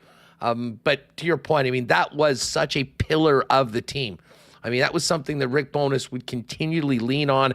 Arnie was part of that group. We know he thinks incredibly highly of Lowry and saw what those guys did last year. So, I mean, that could be something that just sort of moves forward. The one thing I think we do know is that Nino Niederreiter is a very versatile player and could easily play on the second line at times and bring a little bit of a different, much of a push to that second line. And maybe that opens up, a different sort of player, maybe a younger player, to get a little bit of time on that third line with Adam Lowry, and a defensive conscience of the team playing on that line. I think would be great exposure for those players as well. Yeah, I love the idea of that. I love the idea of bringing that youth all along, giving them those different opportunities. This is where I think it gets tricky and where the Jets kind of felt handcuffed. And I think it's one of the reasons that you see what happened with Cole Perfetti happen last year, that as good as he played, once they replaced him on that second line with Tyler Toffoli, there was just no space for him. And the thing with that is whatever kind of decisions that you make, however you tweak in philosophy, I think I'm a big believer, and maybe I brought it up already. I can't remember if I did in this show, but I feel like the Jets defense got exposed in the playoffs last year, right? And I do think, even though, they're younger and maybe new guys come in, but I think that the Winnipeg Jets go into this training camp with a lesser defense core than they had last year. The reason why a team that had a defense that got exposed in the playoffs, and yet they were the best defensive team in the NHL last year, is because they were so committed to defending up front and playing a full team game. So my question is, if you're going to try and break up the third line, which is a really big part of shutting down other teams, and the fourth line as it was constructed as well, if you're going to break that up in an effort to try and bring in young guys and bring a little bit more excitement and a little bit more offense, I just wonder what doing that does to exposing a defense core that got exposed in the playoffs last year and is probably a step down from the D-core that they had last year with the loss of Brendan Dillon and even Nate Schmidt, who I know was in and out of the lineup last year, but I really liked his game when he was in. Rennie, great stuff. Awesome to have you back on WST, and looking forward to seeing you at the rink next week when we get going with Jets training camp. Have a great one. Enjoy the rest of this week, because it is full go next week when the boys of winter are back in the peg. You bet. Thanks for having me, bud. Appreciate it. There is Sean Reynolds. Big cheers to Rennie. And of course, a cheers to our friends at Little Brown Jug. We're not just for the showboats or the champions. We're here for the good ones. The ones who work hard and show up for others, not to get recognized, but because it's the right thing to do. We'd like to think that our good intentions show up in our beer. We keep working to perfect it, not because we want fame or fanfare, but because you deserve it. 1919, the good you deserve. Yes, quite a bit of 1919s and generics consumed in and around the Banjo Bowl on the weekend. We're going to talk some football with the Purple Insider himself, Matthew Coller from the Twin Cities, in just a second. Of course, all your latest NFL gear is up and on the shelves at Royal Sports at 750 Pembina Highway. And of course, hockey season is here, and Royal is your one-stop shop to get ready to drop the puck. The hockey superstore in the peg for over 40 years, waiting for you with everything from goalie equipment, skates to stick tape, and the biggest selection of sticks around. It's all there ready to go to drop the puck. And don't forget, big tent sale, the final one of the year, this weekend, Saturday and Sunday, at Royal Sports. Follow them on Insta at Royal Sports Winnipeg for the latest info on the upcoming tent sale on the weekend. And hey, great night last night at Boston Pizza for Monday Night Football. Bills and Dolphins coming up on Thursday. Have enter your chance to win at every NFL game, an exclusive trip for two to Vegas on Super Bowl weekend, plus NFL jerseys, swag, and more, and the new game day menu with touchdown pints of Bud and Bud Light for only $7 at your local Boston Pizza. And of course, you can always order online at bostonpizza.com. All right, speaking of the NFL, what a start for the Minnesota Vikings. I have some very excited Viking fans in my life. They were pretty down when J.J. McCarthy went out for the season, but a nice, convincing road win to get things going, and great way to start off the season. Talking Vikings with Matthew Coller of Purple Insider. Matthew, it is great to have you back on the program. How are things? Everything is good. Can I ask you a question to start the show? I know it's your show, so you don't have to. Fire away. Okay. I grew up in Buffalo. Are my Sabres are they going to make it? They're going to make the playoffs this year? It's been a long time. Ooh. I started my career in Buffalo in about 2009. And one of my first times ever on radio, I was previewing into a playoff game, and they haven't made one since. That's how long it's been. Is this year the year? Oh, it is. It would be tough to put some hard-earned Canadian or American currency on the yes on that. But I do think that they've got a lot of really talented young players. They didn't have the offseason that you would think. And, man, you got these number one picks, and Darlene and Owen Power, and I mean, they're totally stocked on the blue line.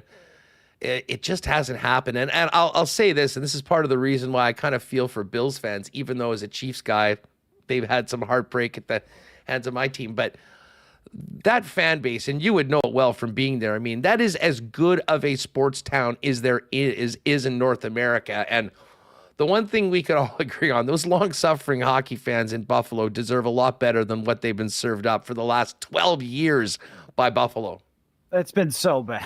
And the fact that Lindy Ruff is back, though, is giving me a little bit of hope, because I do feel like the coaching has been subpar, to be Midwestern polite, over the last few years. So at least what I know is that Lindy Ruff can take a team and get them to the playoffs. Can he get them deep in the playoffs? I don't know, but there's way more high draft picks and talent there than the results that they've been able to get. I agree with you, though. I was surprised there wasn't a little bit more money spent, but maybe they have to start filling the stands a little bit more. I went back and went to a hockey game, and I was like, where did my hockey arena go? This place used to be filled. Where's Danny Briere? Where's Chris Drury? So we'll see. I'm hopeful, but we can talk football, but I'm hopeful this is the year they bounce back. You know what? I would look at Jack Quinn, who was 8th overall in 2020, to really make an impact this year. He actually had some good numbers in only 27 games last season, but they'll be leaning on him. And to be honest, a little bit of addition by subtraction. I mean, they were spending so much money on Jeff Skinner. He'll get a chance to finally maybe play in a playoff game,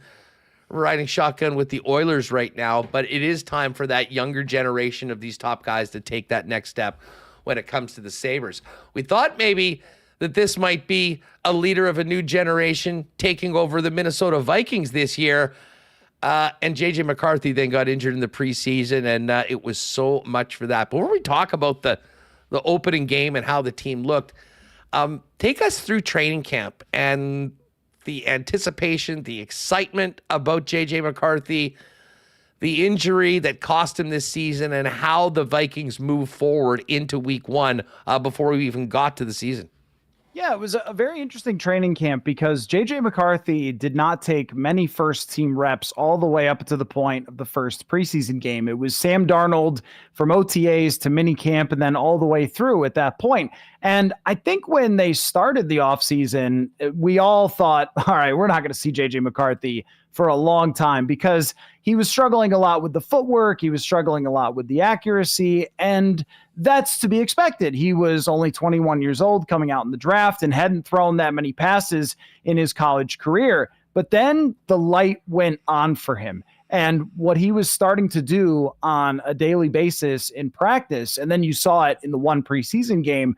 It was really something to see a young player have it click like that, where he was leading 2-minute drives and he was growing in confidence, and he was already becoming a leader of the team, even at just 21 years old and with his lack of experience. But he has a special sort of moxie to him that you see with great leaders. And then to go out and be as comfortable as he was in the preseason game, they were going to go to Cleveland to joint practices with him starting to get some of those first team reps. And I don't think he would have had a chance to win the job at that point. It was a little late in the summer for that. And Darnold had it for the entire time. And Darnold actually had a very good training camp and looked very comfortable. So I don't think that McCarthy was going to steal the job away, but I think he would have put himself in position where as soon as they got to a point where they stumbled, that he would have been ready to come off the bench and been ready to play. And that's what a lot of our conversation would have been through the early part of the season. When is he going to play? If Darnold has one bad game, do they bench him? Do they go to McCarthy? How many games is he going to play this year? And instead, well, now it's Sam Darnold's show. But I don't think any of us who watched training camp were actually shocked by what Darnold did. I mean, he played a little better than I would have expected. It was a great game, but he was so comfortable with Kevin O'Connell's offense and with throwing the ball to Justin Jefferson. And he seems to have taken a different mindset after he spent a year as the 49ers backup quarterback, and really learned some things about not having to do it all like he used to do at USC and like he was trying to do with the New York Jets. They keep saying, just play point guard, just play point guard. And I thought, is this just some sort of silly cliche that they keep using? But it seemed to really resonate with him in the way that he played. It also helped that they were up by a lot in that game, and they got a pick six, and they played extremely well on defense, which made him a lot more comfortable than he would have been otherwise. But I think what we saw from Darnold is somebody who is truly in the best situation they've ever been in, and now has an opportunity to build on this and carry on.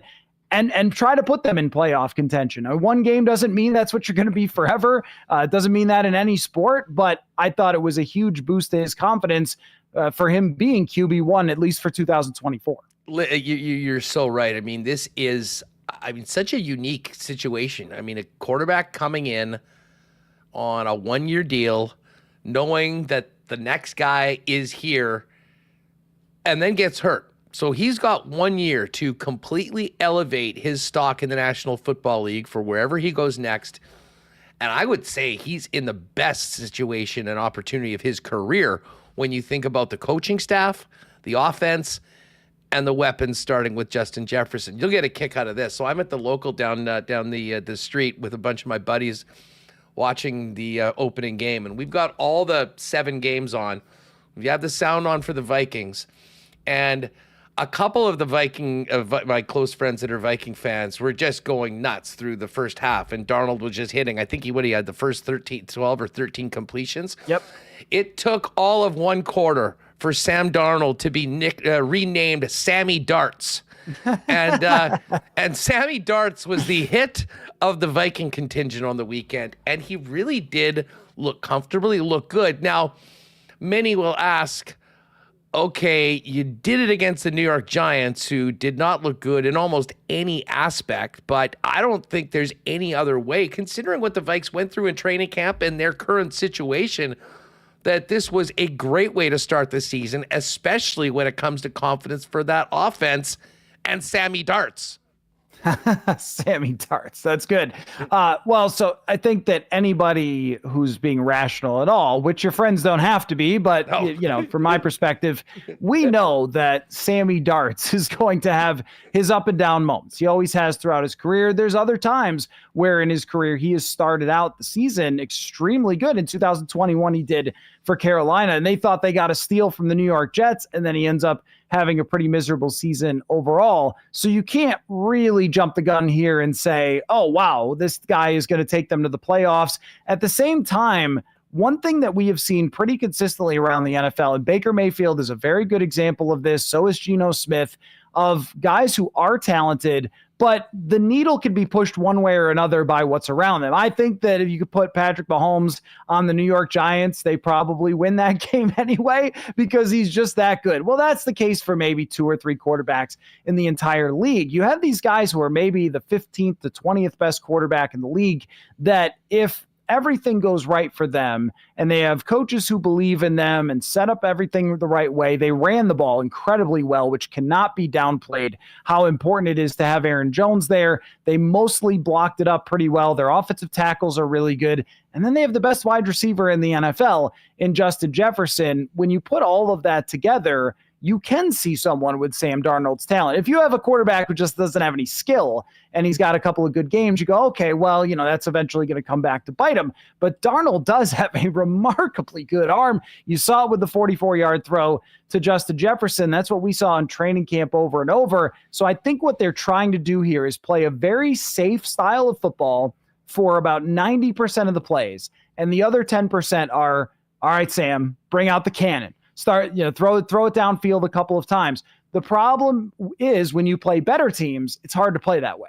When you're playing against the Giants, you could go, all right, I believe he was 12 for 13 when throwing to tight ends or running backs. All right, throw 12 of your completions underneath to running backs, and then every once in a while, let it rip downfield. If you're playing San Francisco, as they are this week, and you get down in the game or you're going toe-to-toe, there's going to have to be more of throw 35, throw 40 passes. In his career, that's where he hasn't been very effective when teams have asked him to be the guy of an offense. That will be the true sign. But for your Viking fan friends, they know this. They have seen all sorts of Randall Cunningham, Jeff George, Case Keenums. It's like a thing for this franchise to have the best receivers and random quarterbacks showing up and putting together good seasons. And just one more thing on that. You mentioned the J.J. McCarthy dynamic. I think it helps Sam Darnold a ton to not be looking over his shoulder at all. He's the guy going forward. This is your season. He knows it completely belongs to him. He can play loose and not think, oh, man, if I have a bad game, they're going to go to McCarthy. Yeah, no, I mean, there's no doubt in the short term, I think it really helps Sam and for McCarthy just knowing this situation moving forward, you hope that he can get still a lot out of this. I mean, will he be around with the team? I mean, on a weekly basis at practice? How do they handle a young quarterback that unfortunately has lost the season, but still can probably gain a lot from everything that a season and a game week of preparation in the National Football League is about?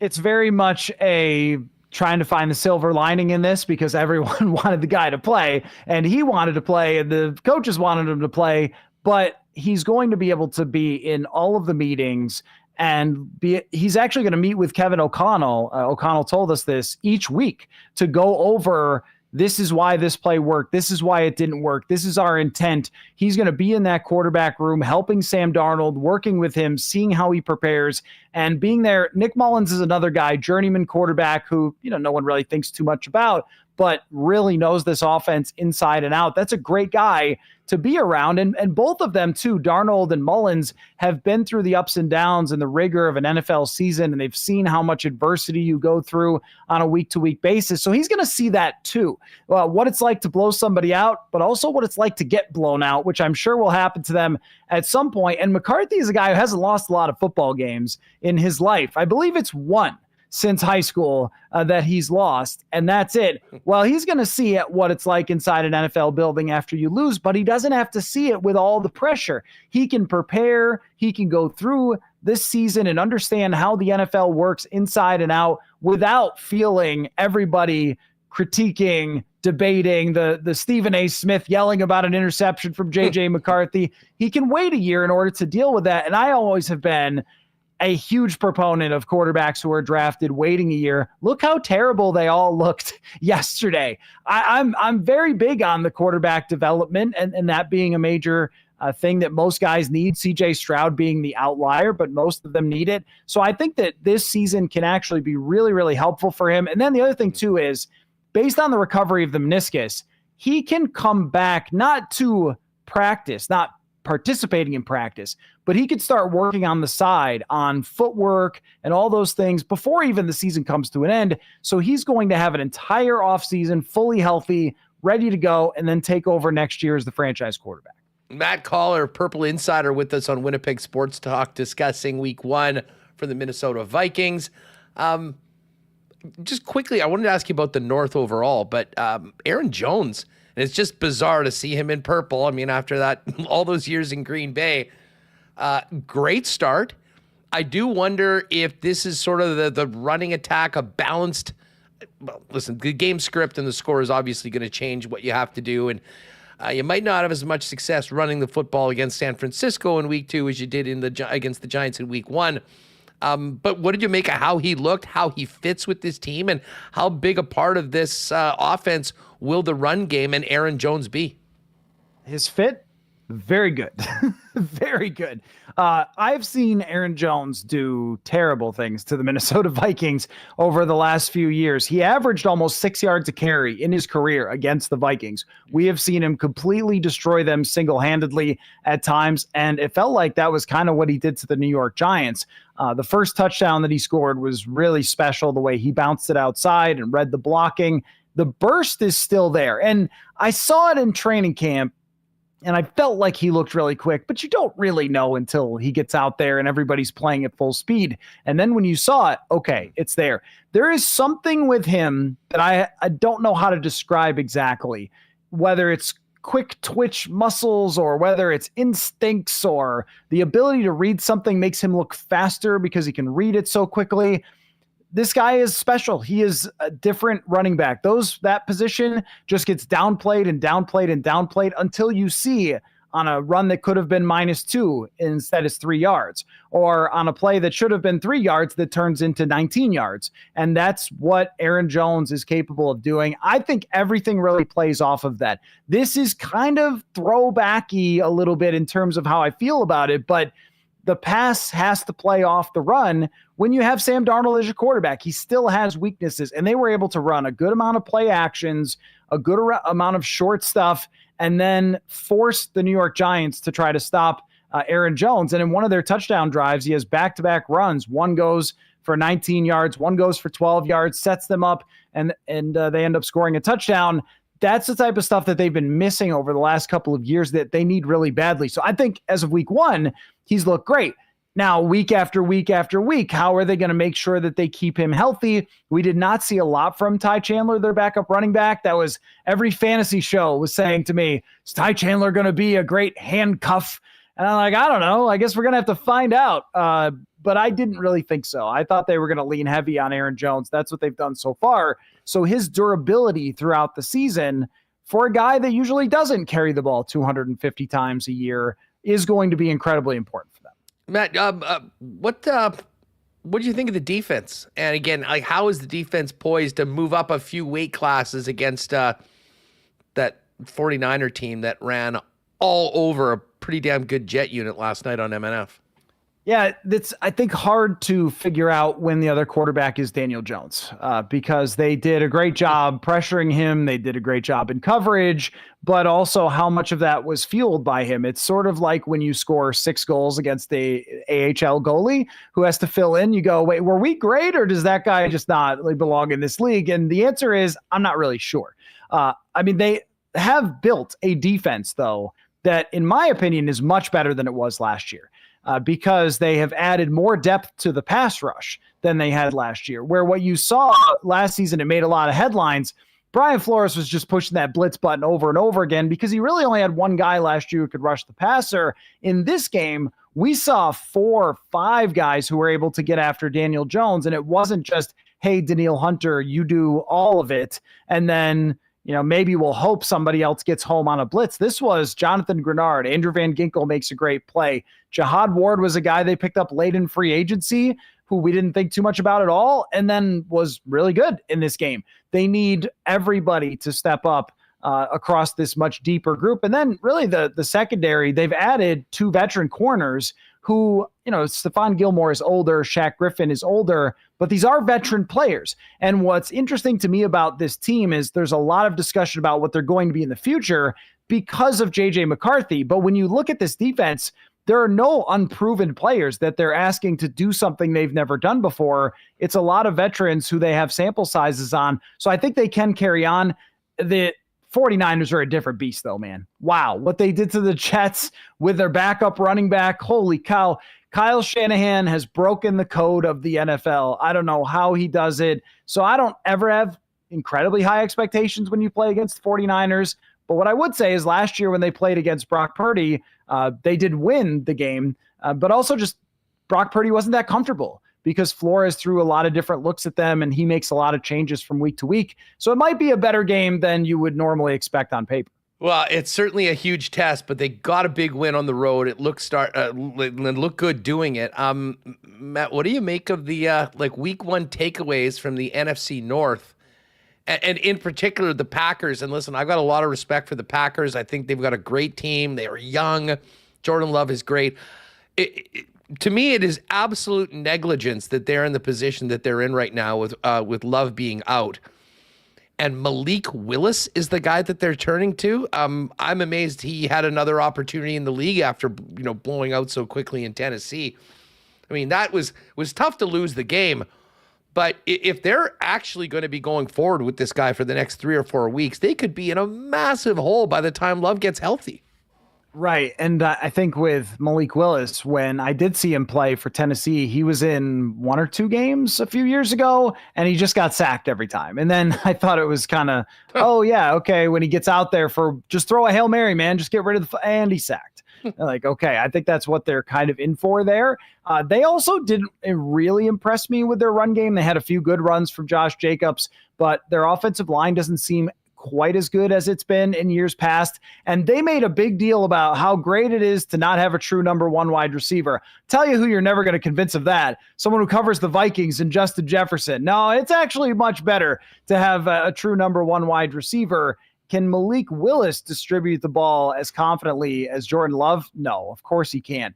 I don't have a lot of confidence that team can win any games with Malik Willis. I think if they do, it's going to have to be actually the way that the Bears won. It's going to have to be on some special teams and some defense, and their defense did not look special at all to me against Philadelphia. They could get buried very quickly in this division and be playing from way behind, and I don't think this is a division where you can just catch up when Jordan Love comes back. The only thing I would say to their credit is just how many good backups in the league are there? 3 or 4 that you would actually trust. So it's not surprising that they wouldn't have one of them. Also thought Caleb Williams looked exactly like rookie quarterbacks look, and he's going to have to learn to get rid of the football or they're going to win 6 or 7 games. That doesn't speak to what he'll be in the future, but the NFL's hard. So we'll see how fast he clicks in. And Detroit, what a monster. What a beast of a team. And I got to say, as I grew up in the 90s when running backs were king and running the football was king. And it was pretty fun to see the end of that game where they just hand it off, but just speaks to how deep and strong that roster is. Detroit, to me, is runaway favorite, probably one of 3 best teams in the entire NFC. The rest of the North, very much up for grabs. No, I agree with you in that performance by Detroit. Much like San Francisco, they will keep on running it down your throat until you stop it. They didn't stop it, and it was the 6-pointer, touchdown, overtime over. And again, with what the Vikes have this week, that rushing attack last night was, and to think that Trent Williams missed all of camp, no problem, just rolls in as probably the top tackle in the league, and a guy that was a backup, which frustrated literally every fantasy owner of CMC that was waiting for it. All of a sudden, he's out, and then this guy just kind of picks up without missing a beat. It was a fun week 1. Cannot wait for week 2. Matthew, fill people in on Purple Insider. By the way, if you're with us live right now on YouTube, Remo just threw in the chat the link to the Purple Insider YouTube channel. But Matt, if you can, just fill people in on everything Vikings that's going on at Purple Insider. Yeah, I try to be everywhere. I kind of make the joke for fans of The Office that I'm the version of a woof, if you remember that, where it sends you to every single, it's like I'm on YouTube and I'm on Twitter and I'm on whatever. It's just Purple Insider everywhere. So purpleinsider.com kind of houses all that. Daily coverage out from the Vikings facility at every single game, podcasting every day. Doing what we do, man. Sports, football. Gotta love it. The season is back, and Sammy Darts has the Vikings at 1-0. Give him a follow at Matthew Coller on X. And by the way, check out the book as well. Football is a numbers game. I saw that right in the background there, Matthew. The story of PFF. That must have been a really fun project to do. Interesting for those of us that really like to kind of get under the hood of so much of this information that we get in the world of the NFL. Yeah, it really was because, I didn't know exactly what I was getting into when I started it. I just knew from covering an NFL team and the Vikings hiring a GM with a background in analytics that I wanted to go under the hood because everybody knows PFF works for teams, but what do they do? Where did they come from? How are they the ones that all these NFL teams are using for their data? And I also found, interestingly, a company that was kind of in flux. So even though there is a lot about all the people that built the team of PFF and how they infiltrated the NFL and became the go-to analytics company for the NFL and all the influence that they've had, which is an incredible amount on every single play that goes on in the NFL now. But also there was some stuff, if you like Succession, kind of in there with dynamics. And those who follow closely have seen a lot of people leave PFF over the last number of years, maybe 1 or 2 years since I started the project. And there's reasons for that as well, because they became a very big company kind of quick and then were set with expectations that they weren't necessarily able to meet. And then a lot of changes had to go on from there. But it was an incredibly fascinating project because this was basically a football fan in England who was just curious about the game and decided to start writing down every play and grew it from there with his friends to the point where NFL teams started to get interested in their data and started buying it. And then they blew up to the company they are now. It was a great time to write the book. Football is a numbers game. If you want to check it out. Yeah, definitely. Check that out. Amazon.com. It's also pinned to Matthew's X feed at Matthew Coller. And then, of course, purpleinsider.com. And, of course, subscribe to the YouTube channel as well. Matthew, thanks so much. Fun start to the season. Looking forward to catching up as well later on. Appreciate your time. All right, sounds good. Great to talk with you again. Good stuff. There's Matthew Coller. Vikings 1-0. A lot of happy Vikings fans at the local on the weekend. And, yes, the legend of Sammy Darts, born with a big win in game number 1 for the Vikings. If you missed it right off the top, good news for the Fish last night. The Goldeyes bring the Bats down to Fargo and put the wood to the Red Hawks, up 1-0 in their best-of-3 series. We're back at it tomorrow. Blue Cross Park, playoff baseball. I was at both games on the weekend, Friday and Saturday night. Just phenomenal crowds, great games. And it seems like the Fish are on a roll. And by the way, as we do this, get tickets available, goldeyes.com. Make sure to get the digital ones so you don't have to wait in line when you're walking up tomorrow. And let's pack that park and hopefully see the Fish move on to the American Association Champion Series. And speaking of the American Association, a big congratulations to Logan Watkins, the manager, who was just chosen as Manager of the Year in the American Association. The Goldeyes, last place in 2023, won the division, and ended the season with a winning record for the 25th time in 31 seasons. But he completely worked over the roster, and after a tough start, completely turned the season around. They're one win away from the championship series. So congratulations to Logan Watkins, and get your tickets for Game 2 Wednesday night at Blue Cross Park. I want to get to the why not question of the day right now for those of you in chat.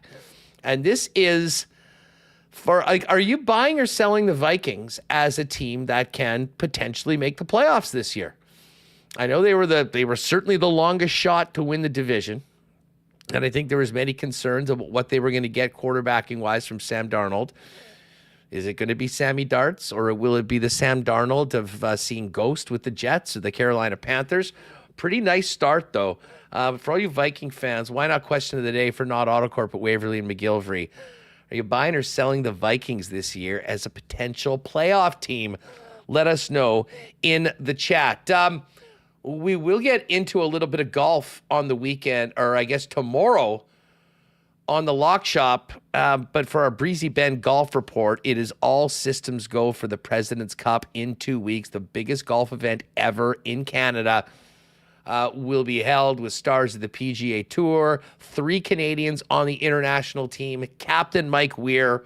We'll be doing some reports from Montreal for the event. Cannot wait for it. Of course, shout out to Ryan Hart, good Winnipeg guy who is in charge of the whole event. I know a lot of people from the city that are heading out there. If you're already thinking about next season, consider Breezy Bend as your golfing home for you and your family. The course has just improved so much with all the renovations they've done over the last few years. And it is, as always, in absolutely incredible shape. Contact Corey Johnson over at Breezy Bend, or go to breezybend.ca for more information about membership options for the 2025 season. All right, we will get to our picks for Assiniboia Downs coming up in a few minutes, but let's get to our Coolbet Lines today. CFL lines are out for the weekend. But Remo, I'm not even sure if I told you this, but I'll tell you and everyone at the same time, after the great success of our first Lock Shop Poker Open with the WST crew and Edmonton Sports Talk gang, we are doing it again 2 weeks today. I think Tuesdays are going to be our night following Monday Night Football, sort of a low night in the calendar. September 24th, you will have a chance to go head-to-head with all of us. And, of course, Remis, you as the defending runner-up for that will probably have a significant number of people looking to take you out after a very impressive debut in our first Coolbet Poker event. All right, I just put it in my calendar. Nicely done. September 24. Poker night again. That was so much fun. I had a great time here. I mean, I got second. How could I not? But yeah, it was well done. Credit to you guys and credit to the community for showing up. So hopefully more people come out, make it even bigger. So well, we've got a little more time to like ahead of this to make it happen. I mean, it went off without a hitch. It was a great. Well, there was one hitch, but it got corrected quickly. Oh yeah, it was scheduled. Yeah, make sure they schedule for the right time zone. We got right? time zoned, but then we didn't. They made it all happen. What you're gonna want to do is go over to Coolbet, and And again, if you haven't played at Coolbet before, get into the sports book. Whatever your opening deposit is, put in your WST as the promo code. You'll get a 100% bonus up to $200 on your first deposit. And then when you click on poker, just download the poker app. When you go to tournaments, you move up 2 weeks from now, or just type in Lock Shop. You'll see it come up.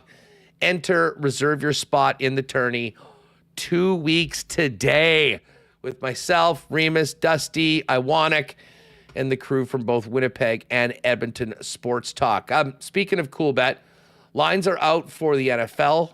The lines are also out for the CFL, and it's a little lighter on CFL talk this week because, well, the Bombers are off, a much-deserved bye week after 5 straight wins. And, of course, the historic 103rd victory for Mike O'Shea, pushing him into number 1 of all time for Blue Bomber coaches. But the BC Lions have a big one at home. They've won 2 in a row with Nathan Rourke after a rough start. Argos have not looked good lately. Lost to the Ticats and then got pumped by the Red Blacks last week with Chad Kelly at the helm. Wilby Kelly versus Nathan Rourke. Heck of a quarterbacking matchup. The BC Lions, 4.5-point favorites in this one, a -222 on the money line.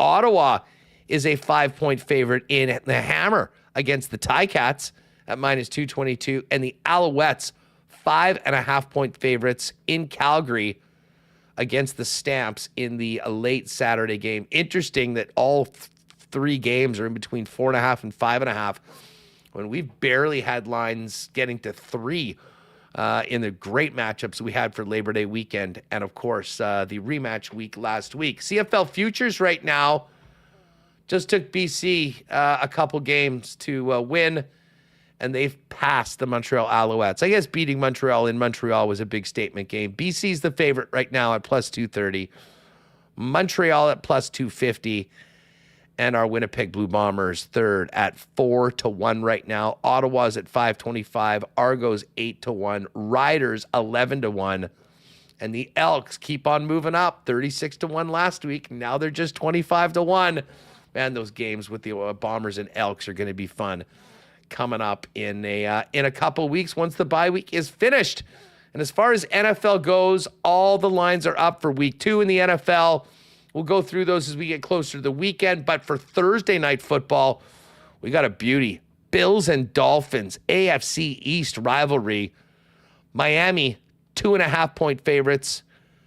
And the Bills, +110 on the money line. Miami, -130.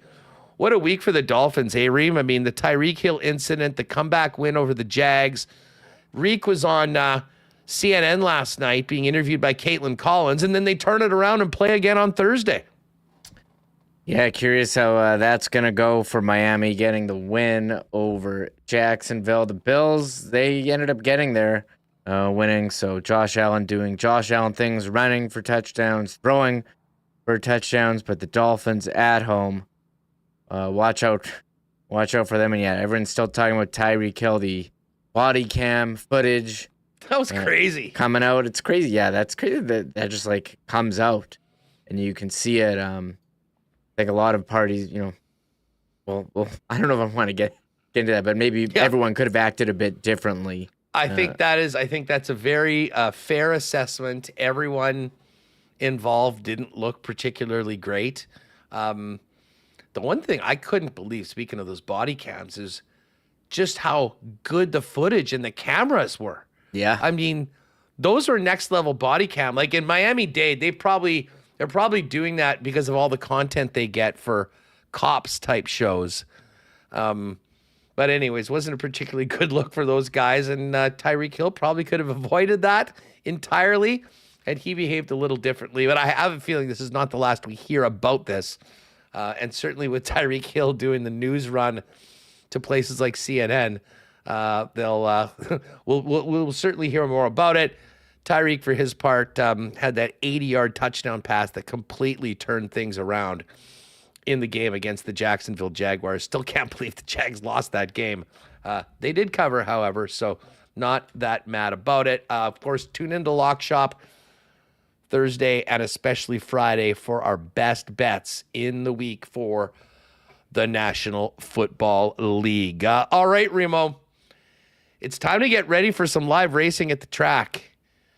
And I think I may have closed the gap significantly on you heading into now 7 final days. This is going to be, I think, the closest race we've ever had. We've both won the season championship, but right now I think I'm right on your ass, my friend. I haven't had a winner for a while, and I had a big heater in the second month of racing. I was winning every time, and I don't know the last time I had a winner, Huss. So got to go back. I had some at the end of August, so it feels like a long time, but August 27 was my last win. Been a couple race days since, so that makes me feel better, but I'm ready. Trying to keep it simple. I got some exacta boxes tonight, so trying to hit something. Yeah, I'm in a similar position right now. Do you have anything in the first 3 races? Just race 3 today. All right, why don't you fire that one up, because I'm not starting up until race 4. Race 3. I have 5 on horse 5 to win. That is East Rand. East Rand, okay. That's second program selection. There is the big favorite, Celerity, scratched. So East Rand, next man up. Interesting. Okay, race number 4. I've got a 1-4 exacta box. We're going with under budget, and gotta love this one. Dirty Flirt. Great name for a horse. All right. I'm also on an exacta box, going with the favorites here, under budget, and Sebadas. Or is it Sabata? I forget every time. Okay, race 5. I got a triactor. Okay. I've got a triactor box. I hit one on race 7 last night for 46, which was a big one, gang. I'm going with 3, the favorite, Mystery Dance, number 8, Lola Lee, and number 6, Not True. All right. I got a 3-8 exacta box on race 5. This is a really... Mystery Dance and Lola. Mystery Dance and Lola.